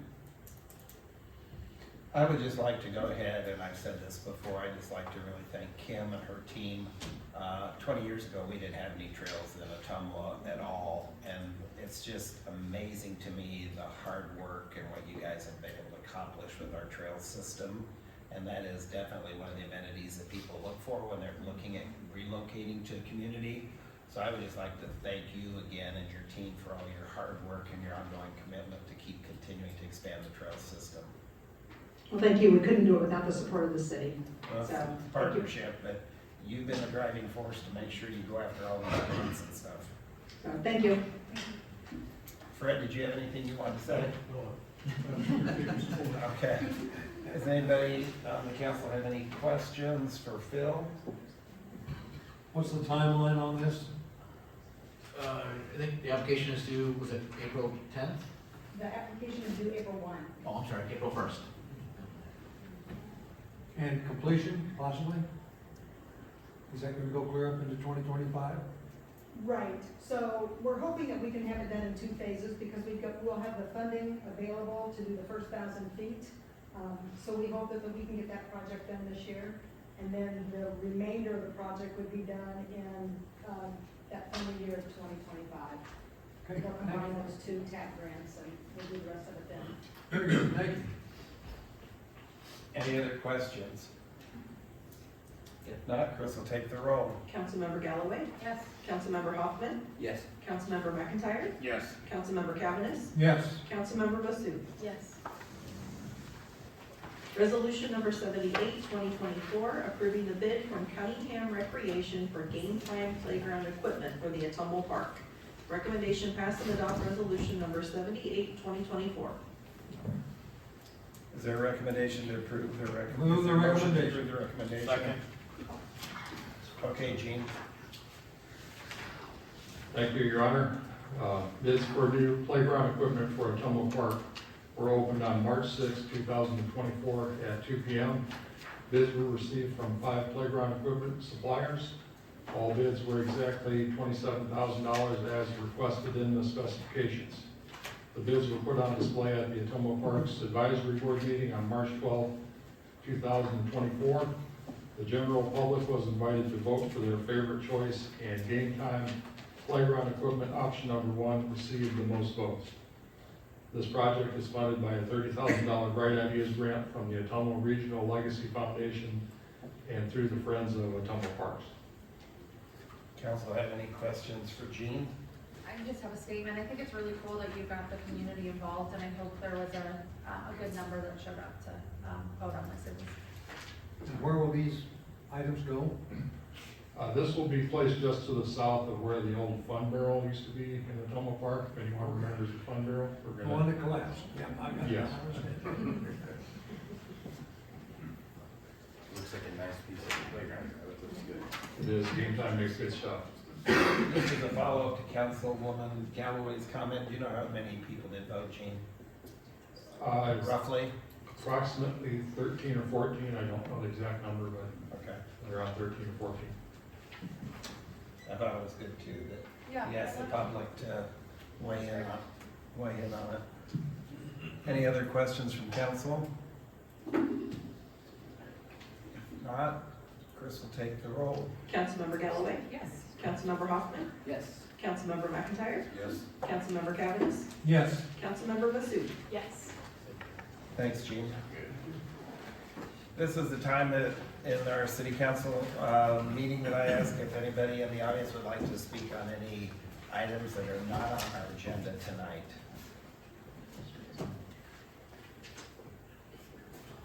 Okay, if not, pardon? Chad scratched his hand, and I was like, "What's Chad?" The next item is mayor, city council report, or any communications to the public. Does anybody have anything they'd like to communicate or announce to the public? I would just remind people that we do have, or maybe announce, that we have a special meeting next week, right, about the boards and commissions. So if you sit on a board or a commission or you're interested or want to know what's going on, to come to the meeting to learn about some of those changes, potential changes. And I guess a comment I would make is there's no intention to dismantle any boards and commissions. It's just, they all have their own unique guidelines, and we're just trying to see if we can kind of get some consistency and continuity and uniformity where we can. And the length of terms and how many times you can be on a board and commission, it's all across the board. So the only reason we're reviewing that is to see if we can kind of standardize some of it. There's a few that we can't because of code requirements, but that's the only intent here. We're not trying to do away with any boards or commissions. So I appreciate that comment. Anybody else have any communication they want to give to the public about anything? Just a 2-second update on my board. It's the library trustee meeting. I've been going to the library meetings, and I have found it extremely exciting and fascinating, the things they offer that I had no idea they offered. So I'd like to urge people to go to the library and just look, just go there and look around, and there is a lot they offer, and the board they have set up there are a real positive group of individuals who are really trying to move it forward for the public. The water board, they canceled. My second one is I'm in the Citizens Police Academy. Again, I'm going to urge everybody who hasn't been through it to try to get in it. I won't go over details. The last Monday was pretty good. I was at the edge of the seat, so I want to give a shout out to like I said, all my boards. The library is doing great. Chad and his staff are excellent. So water board for all their hard work, and they're just keeping things moving forward. So that's just my update from my boards. And just kind of a follow-up to Bill's comment, you can get on the city's website and see when all these different boards and commissions meet every month, and they are all open meetings, so the public is always invited to go to any of these board or commission meetings. I think some people think they can't go, but they're all under the open meetings law, so you can look on the city's website, and it tells you every month when they meet, at what time and what day. So I would encourage people, when they have time, to become more acquainted with our boards and commissions, because they're volunteers for the most part, but they do a lot of good things on behalf of the city. And you also learn a lot about your city that you didn't know. I mean, like, just like, for example, the library, I had no idea the things they offer. You know, it was amazing. And I would reiterate, I think I'm repeating myself from the last meeting, but if you haven't been to the museum, you need to go. It is a fabulous display of heritage for Wapello County. And one of the things that I think is a good thing, we weren't as conclusive last year, but the council has all agreed to serve on various boards and commissions. So I think this is the first time in a long time that we've had a city council person be on each and every board and commission. They don't necessarily get to vote or take any action, but they attend the meetings and they can bring information back to the city council. So I think that shows a real commitment on the city council that they all have agreed to serve on multiple boards and commissions this year to help foster good communication and bring information back to the council. So I think that's a positive as well. Any other announcements? You have anything? Okay, if not, I would entertain a motion to adjourn. Motion to adjourn. Second. Chris will take the roll. Councilmember Galloway? Yes. Councilmember Hoffman? Yes. Councilmember McIntyre? Yes. Councilmember Cavanagh? Yes. Councilmember Basu? Yes. We are adjourned, and thank you, everybody, for coming to our Ottumwa City Council meeting tonight. Safe travels home.